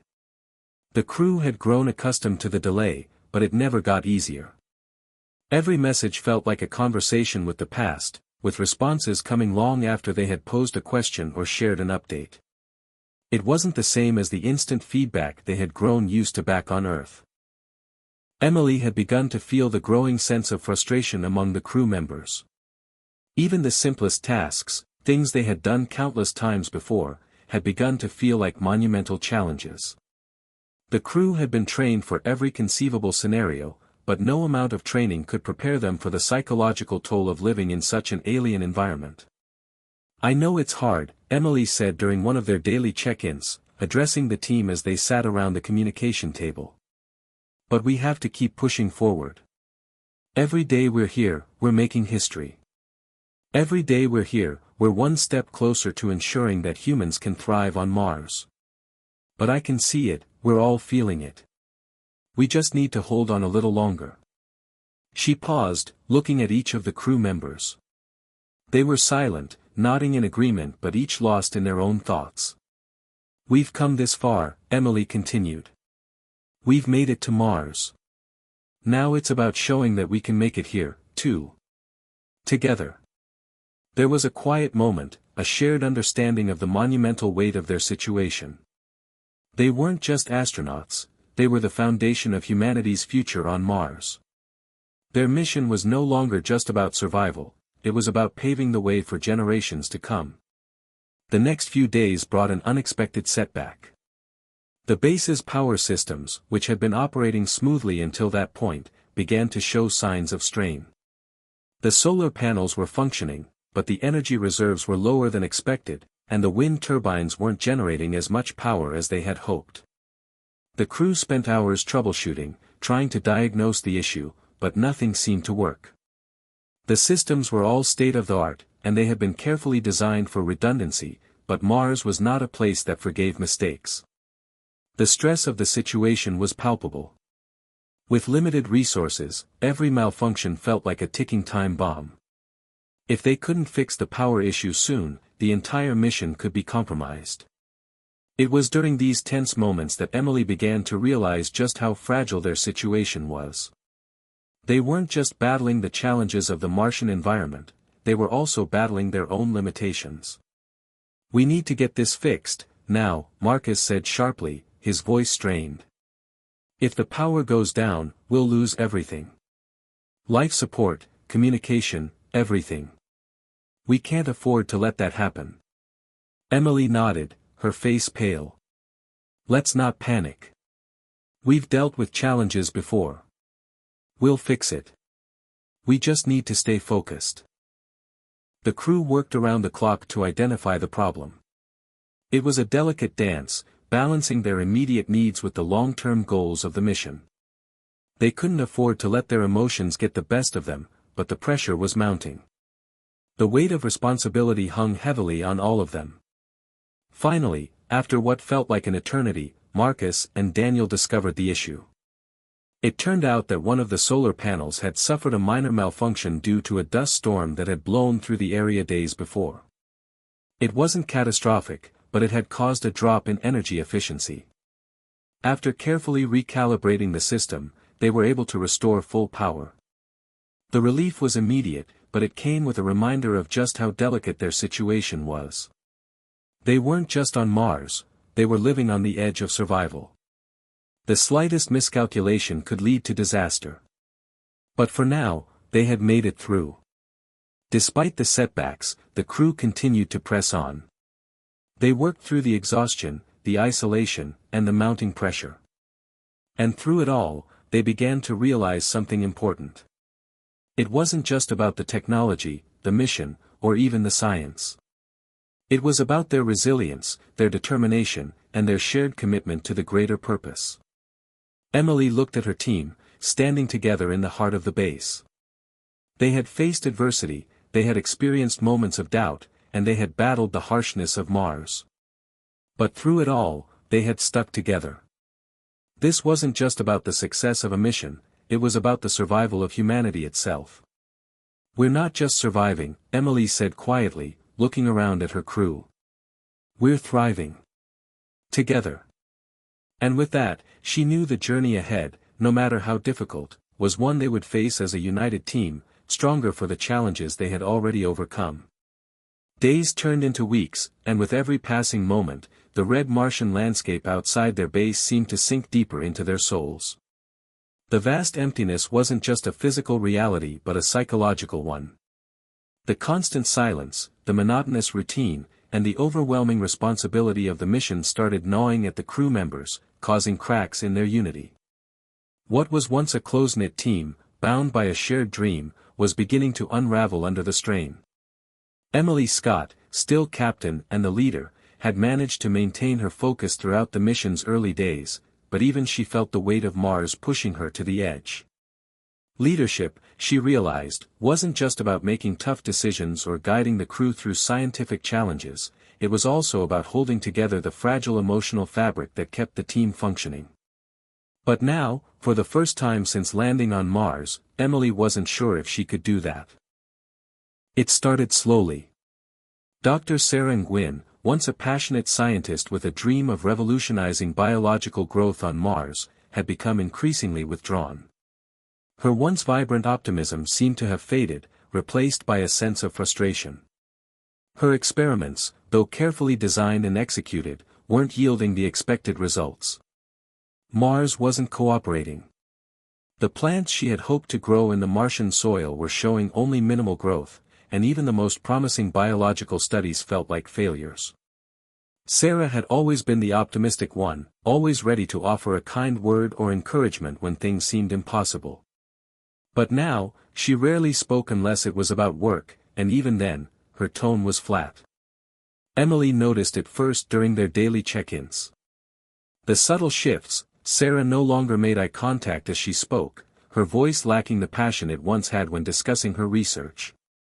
Sarah was retreating into herself, and Emily wasn't sure if she could pull her back. Then there was Marcus Patel, the engineer who had always been reliable and level-headed. He'd been the one to manage the day-to-day maintenance of the base, ensuring that everything from the life support systems to the rover's engines was functioning properly. But recently, Marcus had become irritable and restless. Emily caught him staring at the Martian horizon from the observation window more often than usual, a look of longing in his eyes. "I can't keep fixing the same things over and over," Marcus had confessed one night, his voice edged with frustration. "Every time we think we've got it figured out, something else breaks. We can't keep going like this forever." Emily understood his frustration. The technology they had brought with them was sophisticated, but it wasn't foolproof. Mars had a way of testing even the most advanced systems. And every malfunction felt like a blow to the crew's collective psyche. But the way Marcus spoke, with a hint of resignation, was a stark contrast to the person who had been so full of resolve when they first landed. And then there was Daniel Richards, the geologist. Emily had once admired his boundless energy and enthusiasm, his passion for studying Mars' geological features. But over time, Daniel seemed to retreat further and further into his work, as if the only thing that could keep him grounded was the rock beneath his feet. Even his interactions with the crew were becoming more distant. He no longer joked or laughed, and his dry humor had turned into terse one-liners. The real fracture, however, came when the crew was called to gather in the main operations room for an urgent meeting. The power systems, though fixed, were again showing signs of strain. They had become a ticking clock, and it was only a matter of time before something went wrong. The crew had been working relentlessly to keep things running, but even their best efforts seemed to be falling short. Emily knew that it was time for a serious conversation, a conversation she had been dreading. "All right, everyone," Emily said, standing at the front of the room, her voice steady but carrying the weight of the situation. "We need to talk. We're running out of time, and I'm starting to feel the pressure from all sides." The crew settled in their seats, and for the first time in a long while, there was a palpable tension in the air. No one spoke, but Emily could feel their eyes on her, waiting for her to say something that would bring clarity to their situation. She could feel her own unease creeping in as she stared at their tired faces. "We've had setbacks, there's no denying that," Emily continued, looking at each member. "But we have to face the truth. We can't keep going like this. We need to come together as a team again, or we'll fail. Mars isn't going to make this easy for us. But if we can't pull it together, we might not make it." The room was silent for a long moment. Then, Marcus spoke up, his voice sharper than usual. "You keep saying we need to pull it together, Emily. But it's not working. We've been here for months, and nothing is getting easier. We're running out of resources, running out of patience. And I'm not sure how much longer I can keep pretending everything's fine." His words hit like a thunderclap, reverberating in the stillness of the room. Emily's heart sank as she met Marcus's eyes. She had seen this coming, but hearing him say it out loud was a different matter entirely. Sarah, who had been silent up until that point, added her voice to the conversation. "I've been trying, Emily. I really have. But these experiments, they're not working. Mars isn't giving me what I need. It's not what I expected." "None of us expected this," Emily replied, trying to keep her voice steady. "This mission was never going to be easy. We knew that. But we need to trust each other. We're not alone in this." "I don't feel like I can trust anything right now," Sarah said quietly, her words cutting through the air like a cold wind. The statement hung in the air for what felt like eternity. It was clear to Emily that the cracks in the crew's unity were no longer something they could ignore. The isolation, the pressure, the constant setbacks, it was all starting to wear them down. That night, Emily couldn't sleep. She lay awake in her small quarters, staring at the dim glow of the Earth-facing window.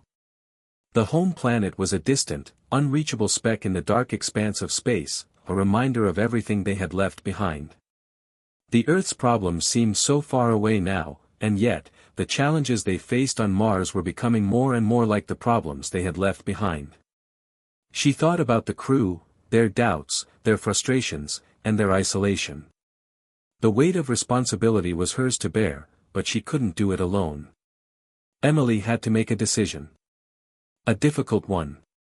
It was time to change the approach, to address the growing tensions head-on. She wasn't sure what the solution would be, but she knew one thing: if the crew didn't rediscover their bond, the mission might fail before it could succeed.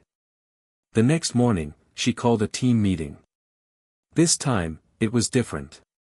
This time, the meeting was about more than power systems and research goals. It was about the crew itself, their emotional and mental well-being. Mars had tested them in ways they hadn't been prepared for, and now it was time to confront the reality of their situation. "We need to talk," Emily began, looking around at each crew member. "We can't go on pretending that everything is fine. We're all struggling, and that's okay. We've got to address this as a team." It was time to face the hardest truth of all, the hardest battle they would fight on Mars, themselves. The days that followed the crew's heated conversation were a mixture of tension and tentative reconciliation. It wasn't as though all their issues were solved overnight, far from it. But there was a subtle shift in the atmosphere within the base. The crew members were trying, albeit in their own way, to rebuild the broken threads of camaraderie. They didn't have the luxury of time to dwell on their feelings. Mars, in its cold, indifferent way, demanded their attention. In the wake of the conversation, Emily found herself looking at her team with new resolve. The crew had shared their doubts and frustrations, and that had been the first step toward healing. Now, it was time to move forward. The first thing Emily decided to do was refocus the team on the core objectives of the mission. There was something about revisiting the original purpose of their journey that brought them back to reality. They had come to Mars with a vision of the future, humanity's future. This wasn't just a research mission or a test of human endurance, it was the beginning of something much larger, something that would one day benefit the entire species. "Let's remember why we're here," Emily said during the next team meeting. She stood in front of a wall screen that displayed a large image of Earth, small, fragile, and beautiful from this far away. "Every day we're on Mars, we're not just surviving, we're paving the way for the future. This is the foundation of what will one day be a colony, a thriving human presence on another planet." It wasn't an easy message to hear, not after weeks of feeling like their backs were against the wall.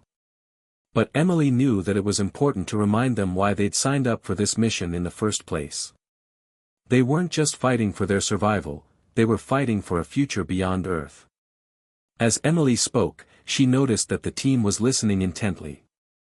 Sarah, who had once seemed lost in her frustrations, was now looking at the screen with a spark of determination in her eyes.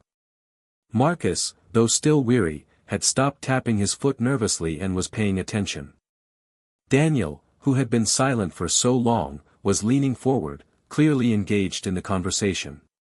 "It's been tough," Emily continued, "but we've overcome challenges before, and we'll overcome this one together."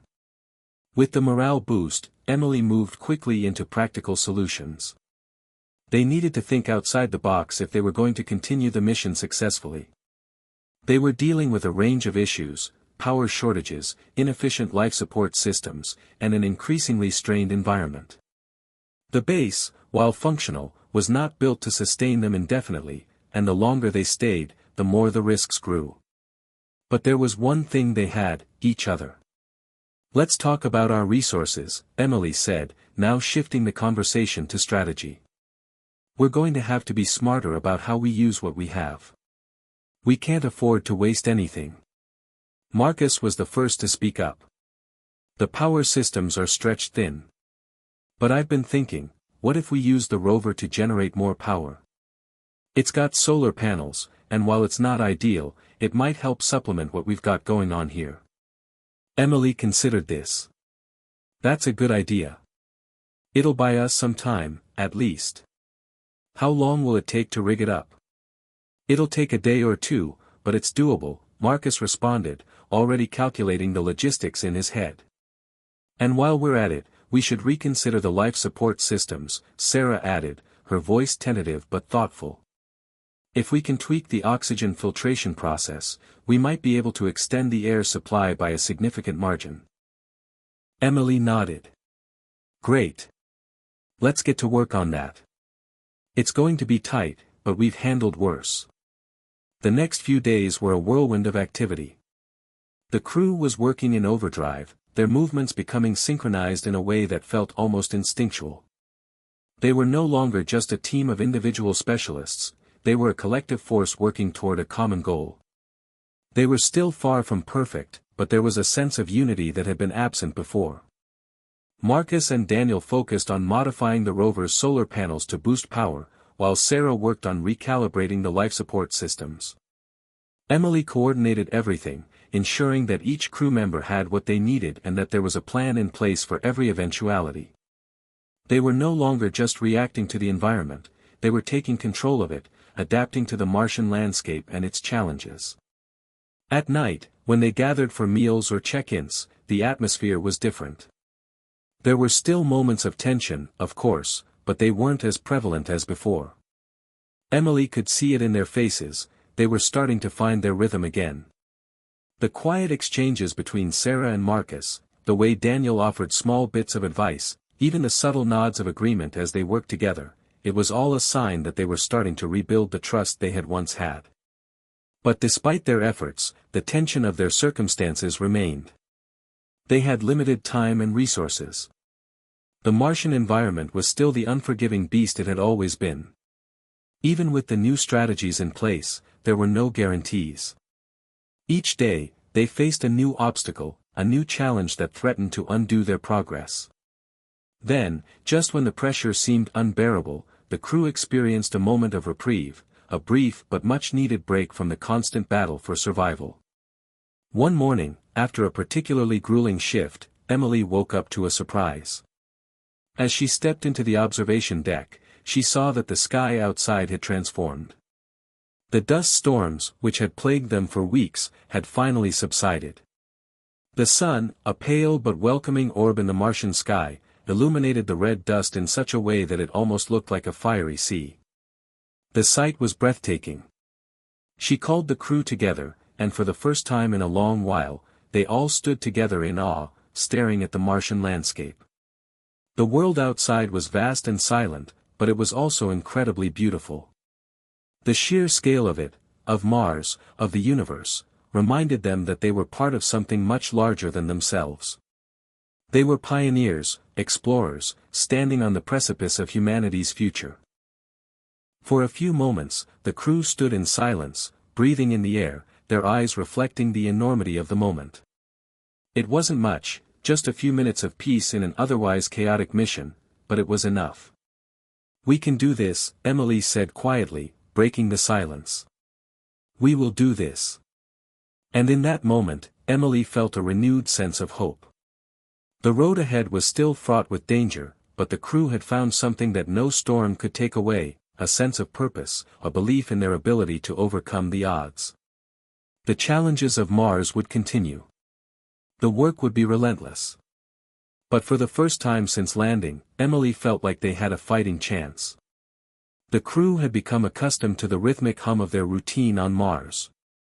Each day blended into the next, work, rest, experiments, maintenance, each action a necessary piece of a larger puzzle they were still struggling to solve. But in the vast stillness of the Martian landscape, a new presence suddenly intruded on their lives. It wasn't a person, at least not physically. It came in the form of a message from Earth, a signal that had been delayed by months of space travel and the unpredictable nature of communication across light years. The transmission, which came through early one morning, caught Emily completely off guard. The familiar beep of the communication system sounded in the quiet of the operations room. Emily had just finished a quick briefing with Marcus about the rover's energy levels when the alert flashed on the screen.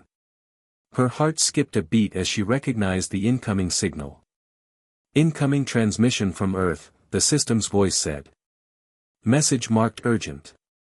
"Earth?" Emily murmured under her breath, her fingers moving instinctively to open the message. A sense of disbelief crept over her.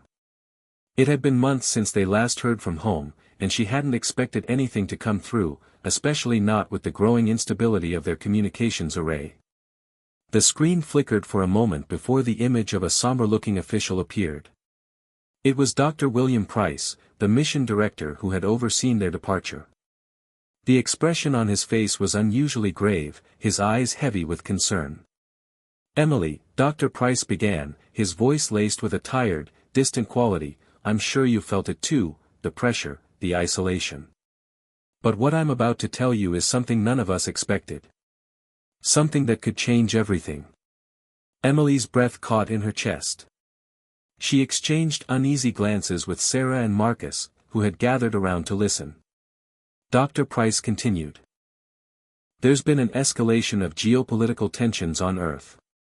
We've experienced a shift in leadership that has caused significant disruptions in the global landscape. What's worse, a new administration has taken a different stance on the Mars mission." The words hung in the air, a heavy weight that seemed to settle on Emily's shoulders. She had spent years preparing for this moment, for this mission, with the understanding that their success was part of a broader vision for humanity's future. The idea of leaving Earth behind seemed like a distant memory compared to the vast expanse of Mars, but it was still a part of them, always there, driving their mission forward. "Emily, I need you to listen carefully," Dr. Price continued, his voice strained.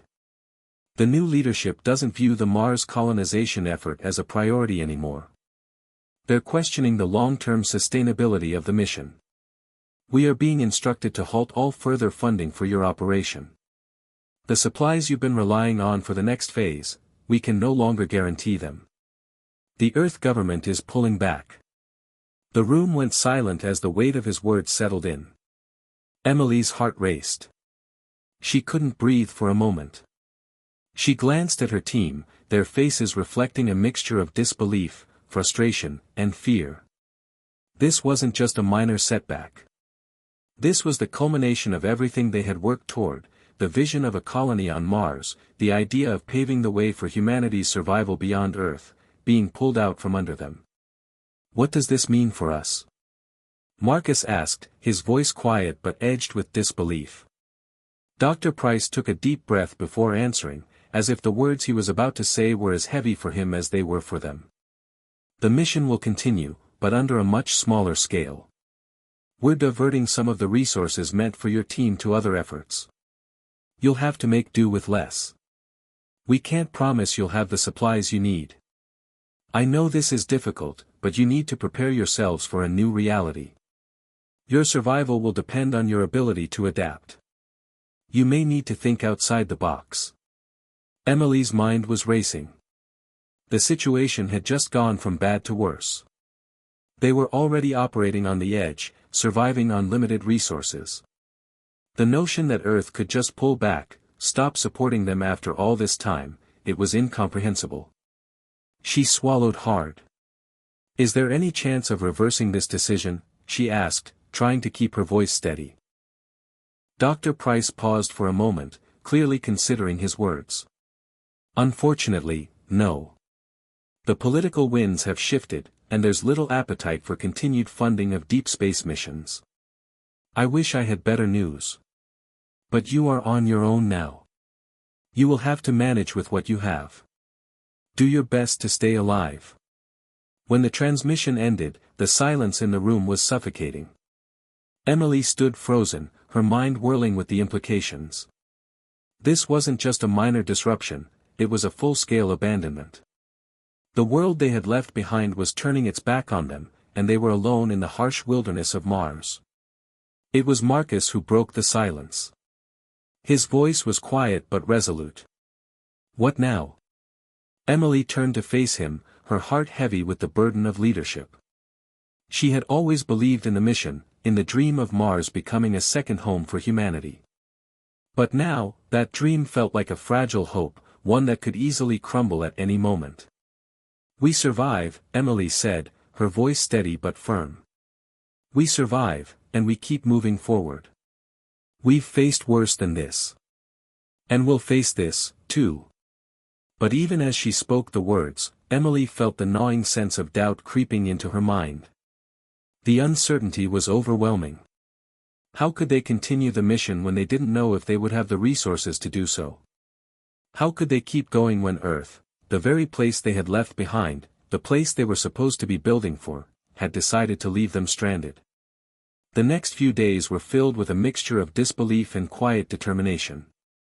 The crew had spent most of their time in shock, processing the news from Earth and trying to figure out how to move forward. But slowly, they began to make plans. Emily knew that there was no going back. The mission had to continue, no matter what. All right, team, Emily said during one of their meetings, trying to push aside the uncertainty and focus on what needed to be done. We've been given a new reality, but it's not the end. We have enough supplies to keep going for a while. Our next goal is to stabilize what we have, to find ways to stretch our resources. Sarah, always the scientist, spoke up. I think we can still make progress on the agricultural front. If we can optimize our systems to make the most of what we've got, there's a chance we could sustain ourselves for longer than expected. But it'll take more than just the usual methods. Marcus nodded, his mind already working on new ways to repurpose the rover and the base's energy systems. We'll have to get creative. But we can do it. Daniel, who had been relatively silent since the transmission, finally spoke. We've been pushed to the edge. But maybe that's exactly what we need to make this work. We've always known that Mars wouldn't be easy. Now, it's just about proving we can rise above the odds. Emily felt a flicker of hope deep within her. The road ahead was no longer as clear as it had once seemed. But the crew was resolute. They weren't giving up. Not yet. The days following the unexpected transmission from Earth felt like a blur of action. The crew had been hit with a series of devastating blows, abandoned by their home planet, left to survive alone on a barren world. Yet, in the face of overwhelming uncertainty, Emily saw something spark within her crew, a fire that had been nearly extinguished by weeks of struggle. There was no turning back, no more waiting for supplies or further instructions from Earth. They were in this alone, and they would either sink or swim. Emily knew that they had to act fast. Every moment wasted was a moment that could be the difference between survival and disaster. They had enough supplies to last a few more months, but that was no longer a luxury they could rely on. They needed a plan, something that would give them a fighting chance. The meeting room had become a war room of sorts. Maps of the Martian terrain, power grid schematics, and resource inventories were scattered across the walls. The air was thick with the urgency of the situation. Sarah was already deep in calculations, attempting to maximize the effectiveness of their limited agricultural systems. Marcus was focused on the rover, tweaking its power generation capabilities. Daniel, though quiet, had his eyes set on the life support systems, trying to figure out how to make the air last longer with their dwindling resources. Emily stood in front of the team, laying out the challenge. "We're not just trying to survive anymore," she began. "We need to rethink how we approach every single resource. Our food, our water, our oxygen, they're all finite. And without Earth's help, it's on us to make the most of what we have." The crew nodded, grimly aware of the gravity of their situation. Emily continued. "We're also facing a ticking clock. If we don't find a way to make this base more sustainable, we won't last much longer. We need to build an ecosystem here on Mars. Not just to survive, but to thrive." The first few days after that meeting were a whirlwind of activity. Each crew member focused on their tasks with laser-like intensity. But as the work progressed, it became clear that they were tackling a problem far bigger than they had initially realized. Mars was a planet that didn't want them here. Every challenge they faced, from power to food to oxygen, seemed like an insurmountable obstacle. Sarah worked tirelessly, her scientific mind constantly churning over new ideas to optimize their systems. She found a way to improve the water filtration system by repurposing old rover parts, which bought them a little extra time before they would have to consider rationing. She also made strides in optimizing the hydroponics system, attempting to grow more food with less water. But even that felt like a drop in the ocean compared to what they truly needed. Meanwhile, Marcus was preoccupied with the rover, trying to turn it into a more efficient power generator. The Martian sun was their primary source of energy, but it wasn't always reliable. The rover could help, but only if they could get it functioning at its maximum capacity. It was a race against the diminishing power supply, and Marcus was determined to win it. Daniel's focus remained on life support. He was the quiet one, but his mind was always working in the background, solving problems no one else had thought of. He reconfigured the air filtration system, pushing its limits to stretch the life of their oxygen supply. Every small adjustment he made seemed to buy them a few extra hours, but he knew that they were running out of time. But despite all their efforts, things began to spiral. The rover, which Marcus had been working on relentlessly, ran into unexpected issues. A critical part of the engine malfunctioned, and despite his best attempts, it took far longer to repair than he anticipated. What was supposed to be a simple upgrade to their energy resources turned into a massive setback. In the meantime, the food systems that Sarah had been working on started to show signs of failure. Despite her careful calculations and constant tweaking, the hydroponics weren't growing as expected.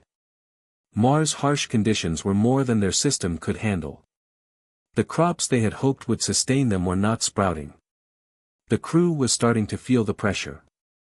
Emily's days were filled with meetings, directing the team, and managing the mounting stress. Every time a problem was solved, it seemed like another one appeared. But it was in the quiet of the night, when everything was still, that Emily truly felt the weight of their situation. They weren't just fighting against the planet, they were fighting against time itself. One evening, as Emily walked through the base, taking a moment to herself, she overheard Sarah talking in a low voice with Marcus. She paused, hearing the frustration in Sarah's voice. "I don't understand it," Sarah was saying. "I've followed all the calculations, all the data, and the plants are still failing. It's like something's missing." Marcus sighed. "We're doing everything we can, Sarah. But sometimes, Mars doesn't make sense. We have to find a way to adapt." Emily stepped into the room, her voice calm but firm. "What's going on?" Sarah turned toward her, a look of desperation in her eyes. "We're not going to make it. The plants, they aren't growing. The soil's not responding the way it's supposed to. We can't just keep pushing. It's going to take more than technology to fix this. It's something fundamental." Emily's heart sank.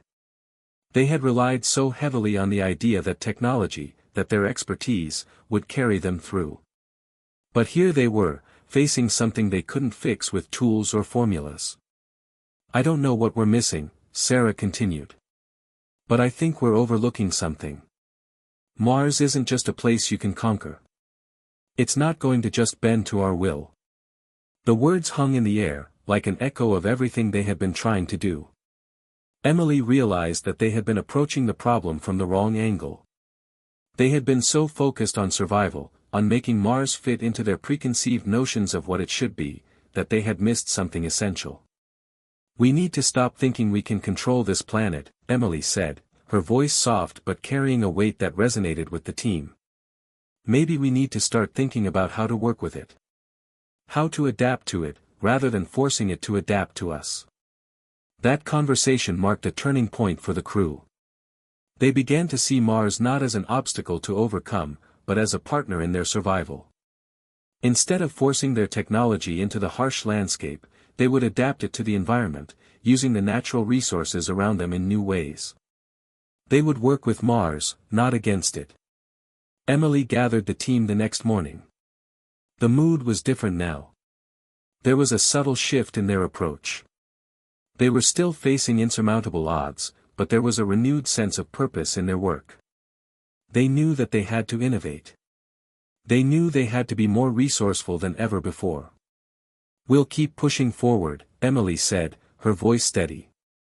"We'll adjust, we'll innovate, and we'll make it. Together." The passing weeks felt like months as Emily and the crew continued to adapt to the harsh realities of life on Mars. Every success, no matter how small, was a victory. But every failure was a reminder of just how fragile their survival was. They had managed to find a rhythm in their work, but with each passing day, the underlying tension remained.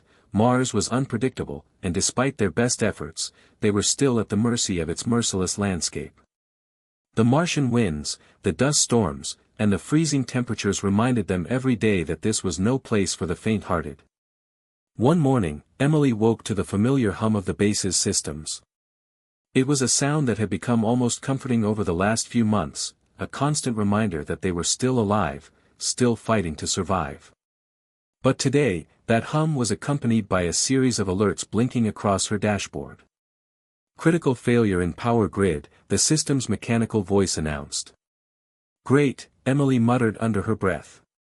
The last thing they needed was another system's failure, especially not with their power grid already running at minimal capacity. She quickly dressed and made her way to the operations room. Marcus was already there, working furiously at the control panel. Sweat beaded on his forehead as he navigated through a series of troubleshooting procedures. "What's going on?" Emily asked, her voice laced with concern. "The power grid is losing efficiency faster than we anticipated," Marcus said, his voice tight. "I've tried rerouting energy from the rover, but it's not enough. At this rate, we'll lose power within a couple of days." Emily's mind raced as she tried to process the information.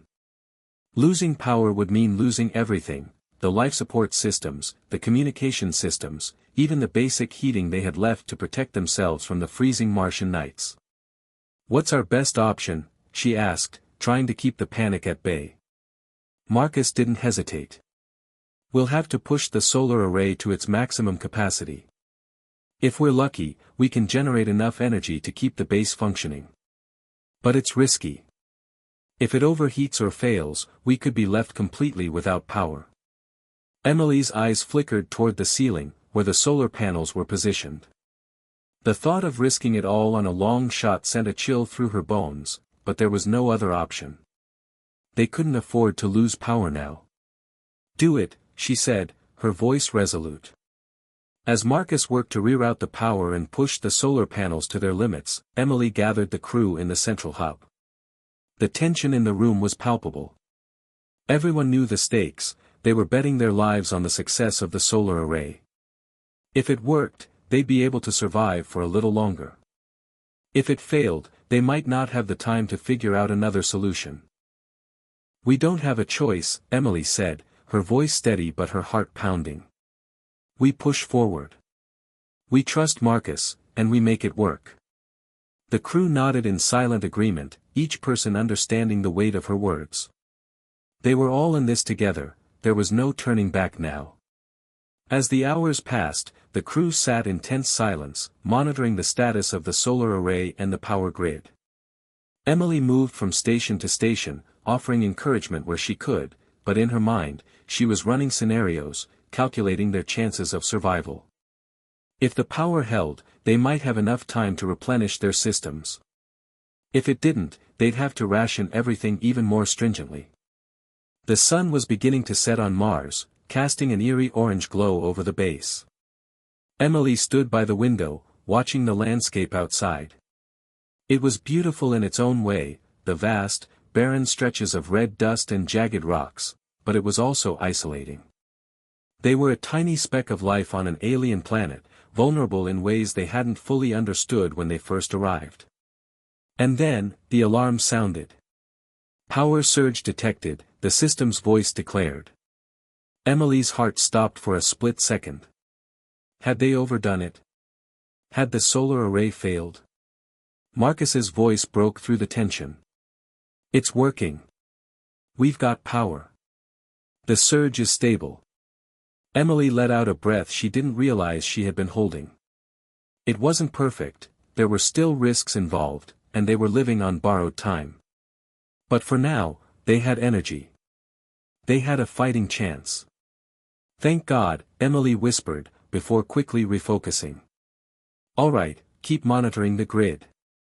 We need to make sure we're not overtaxing it. Let's keep this thing running. The crew slowly exhaled, relieved for the moment, but Emily could see the weariness in their eyes. They weren't celebrating yet. They knew that survival was still fragile, and each small victory could be fleeting. As the days passed, the strain began to show. They had secured enough power for now, but the situation was still precarious. Food supplies continued to dwindle, and the hydroponics system, though slightly improved, was still underperforming. They needed more food, more water, more everything, and Earth wasn't coming to the rescue. Tensions began to rise. In quiet moments, Emily could see her crew struggling to hide their frustration. Marcus was quieter than usual, his exhaustion from the power grid crisis taking a toll.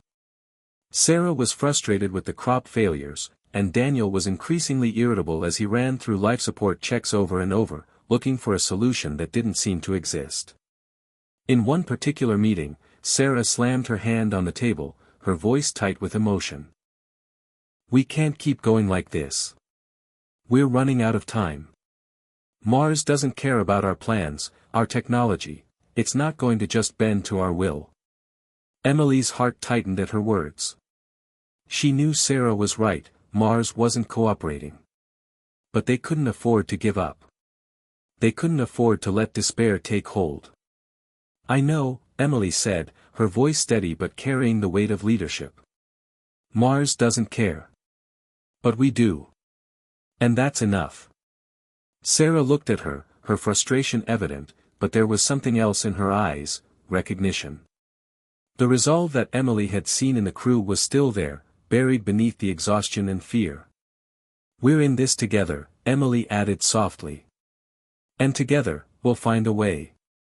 Days blurred together as the crew struggled to maintain their hold on survival. The solar array was working at its maximum capacity, but that too was becoming unreliable. The Martian environment seemed to be conspiring against them, and Emily couldn't shake the feeling that their luck was running out. They had made it this far, but at what cost? The hope they had felt weeks ago, when the power grid had been saved from collapse, had started to fade. Every new day brought with it a fresh challenge. The air filtration systems were on the brink of failure, and despite all of Daniel's adjustments, they were running dangerously low on oxygen. The crops Sarah had been tending to with such care still weren't growing as they had hoped, and now, even the water recycling system had begun to show signs of malfunction. Each of these failures, one small setback after another, was chipping away at the crew's resolve. Emily could see it in their eyes, the fear, the frustration, the exhaustion. They were all hanging by a thread, and she didn't know how much longer they could hold on. It was late one night when Emily heard the first signs of a breakdown. She had been sitting in her quarters, reviewing mission data, when she heard a loud bang followed by muffled voices in the hallway. Startled, she stood up and rushed toward the noise. In the control room, Sarah and Marcus were in a heated argument, their voices sharp and urgent. "This is impossible!" Sarah shouted, her hands slamming against the table in frustration. "You said the hydroponics system would work, Marcus. It's not working. Nothing's working. I'm doing everything I can, Sarah." Marcus's voice was tight with anger. "I can't just will the crops to grow. Mars isn't exactly a garden paradise." Emily stepped into the room, her presence quiet but commanding. "What's going on here?" Both Sarah and Marcus looked at her, their faces red with emotion. Sarah was breathing heavily, her eyes wide with frustration, while Marcus stood with his arms crossed, looking defeated.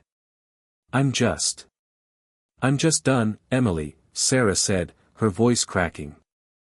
"We've been at this for months. Nothing's changing.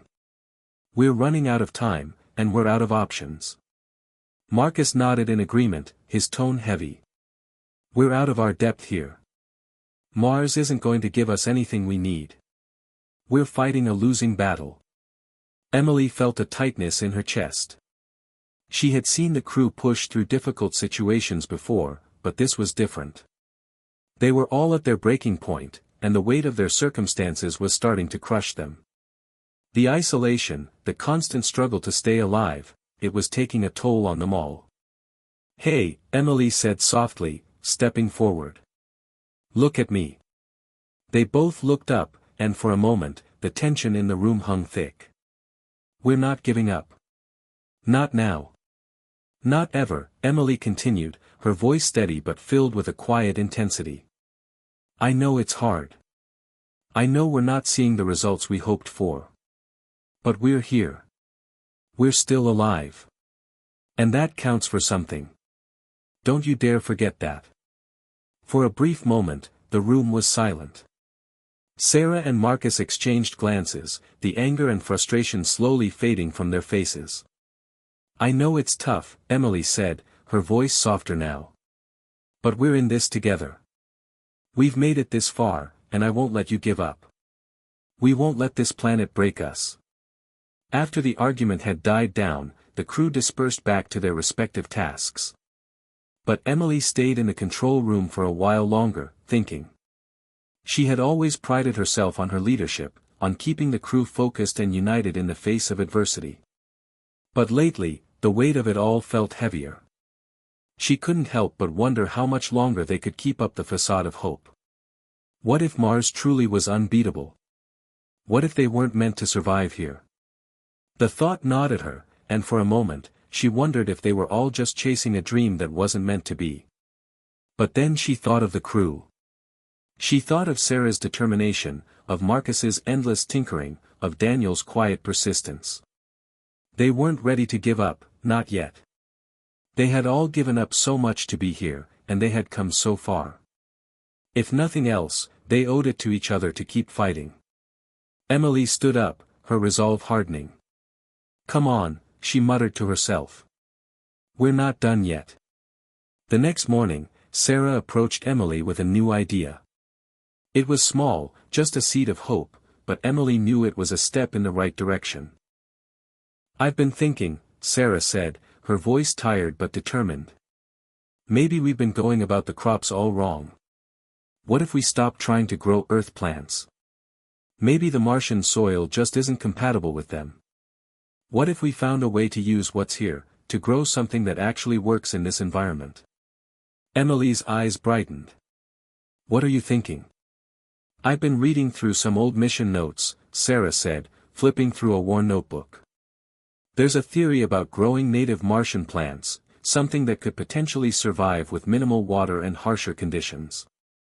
It's a long shot, but it's better than nothing." Emily felt a spark of optimism. "It's worth trying." The crew rallied around Sarah's new plan, focusing all their efforts on researching Martian native plants. They weren't sure if they'd find anything that would work, but it was a glimmer of hope they hadn't had in weeks. Marcus worked alongside Sarah, modifying the hydroponics system to accommodate new types of growth. Daniel, though cautious, helped test the soil, adjusting the atmosphere to see if they could get the plants to flourish. It wasn't an immediate solution. There were setbacks, plenty of them, but slowly, almost imperceptibly, they began to see results. Some of the new plants began to sprout. They weren't exactly thriving, but they were alive. It was a start. The crew couldn't afford to rest on their laurels, but for the first time in what felt like forever, they had something to hold on to, a tangible, real breakthrough. But even with this newfound hope, Emily knew they couldn't get comfortable. They had only just begun to scratch the surface of what needed to be done to truly survive on Mars. Every success was fragile, and their resources were still dwindling. There was a long road ahead of them. Mars would continue to challenge them, continue to test them in ways they couldn't predict. But Emily had learned something essential over the past few months: survival wasn't just about technology or resources. It was about adaptability, resilience, and most importantly, the strength of the crew to hold together in the face of the unknown. As the days passed, Emily couldn't help but feel that perhaps they had reached a turning point. The crew was still alive. They still had a chance. And for the first time in a long time, Emily felt something she hadn't dared to feel in weeks: hope. The wind howled across the barren Martian landscape, sending waves of red dust scurrying over the rocky terrain. The crew of the Mars colony base stood silently outside the observation room, staring out at the horizon. Emily had always marveled at the view of Mars, but now, with the survival of the entire crew at stake, the landscape felt less like a destination and more like a challenge, one that was both beautiful and unforgiving. The last few months had been a blur of triumphs and setbacks, moments of hope and despair. They had faced everything Mars had thrown at them: power grid failures, crop failures, oxygen shortages, and the crushing weight of isolation. But through it all, they had refused to give up. And now, they had come to a moment of reckoning. After countless attempts to grow Earth plants, Sarah's discovery of Martian native species had brought a glimmer of hope. With the help of Marcus and the rest of the team, they had begun to see results. Small shoots of life were pushing through the soil in their hydroponic system. It wasn't much, but it was a start, a sign that survival on Mars was still possible. Emily stood next to Sarah, watching the plants slowly take root. They were still far from where they needed to be, but for the first time in months, Sarah's face was alight with optimism. "Do you see that?" Sarah said, pointing to the tiny green sprouts. "It's working, Emily. They're growing." Emily smiled, feeling the weight of the moment. "I knew you'd get there," she said quietly. "I never doubted it." Sarah looked at her, eyes bright with gratitude. "We did it. You pushed us. You didn't let us quit when everything seemed impossible." Emily shook her head, her voice humble. "We did it together. It's always been about the team." As the days turned into weeks, Emily realized that the most important lesson she had learned during her time on Mars wasn't about technology or survival tactics. It was about leadership, the strength that came from guiding people through the toughest of circumstances, supporting them when they were at their lowest, and knowing when to push and when to let them rest. The team had faced challenges that no one could have predicted. But Emily knew that in the face of uncertainty, the best thing she could offer them was the same thing she had been offering all along: belief. Belief in each other. Belief in their ability to adapt, to grow, to overcome. She had seen how fragile their hope could be, how quickly it could be shattered by failure or doubt. But she had also witnessed how powerful hope could be when it was nurtured, how, even in the most dire situations, it had the ability to spark change and fuel resilience. One morning, as the crew gathered around the main communications hub, Emily received an unexpected message. The words that flashed across the screen felt like a dream, impossible, yet undeniable. NASA is tracking our progress. Earth is watching. They're sending a resupply mission. Emily's heart raced. She could hardly believe it. After months of silence, after so much hardship, Earth was finally reaching out. Help was on the way. The crew erupted into cheers, their faces lighting up with disbelief and joy. For the first time in months, there was something to celebrate. The news wasn't just about supplies, it was a validation of everything they had done. It meant that they hadn't been forgotten, that their struggle wasn't in vain. But for Emily, the message also symbolized something deeper. It wasn't just a sign of hope, it was the beginning of a new chapter.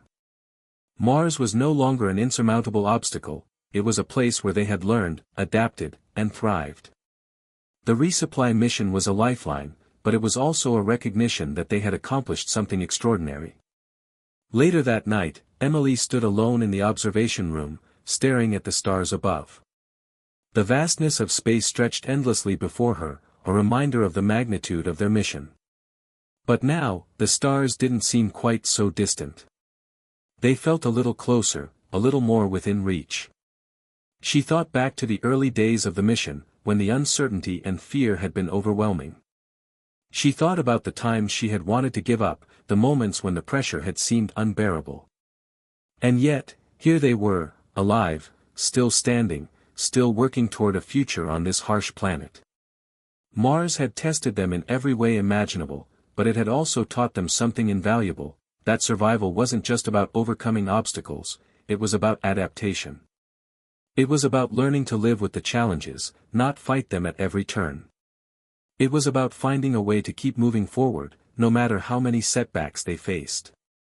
As the days passed, the crew continued to work tirelessly, preparing for the resupply mission that was now just weeks away. They continued to nurture the Martian plants, working on improving the efficiency of their hydroponics systems. They tested their new water filtration methods and fine-tuned their communication equipment. Every step they took was another sign that they were building a future on Mars, one that was sustainable, self-reliant, and resilient. Emily found herself more focused than ever. The weight of leadership had become less of a burden and more of a responsibility she was eager to shoulder.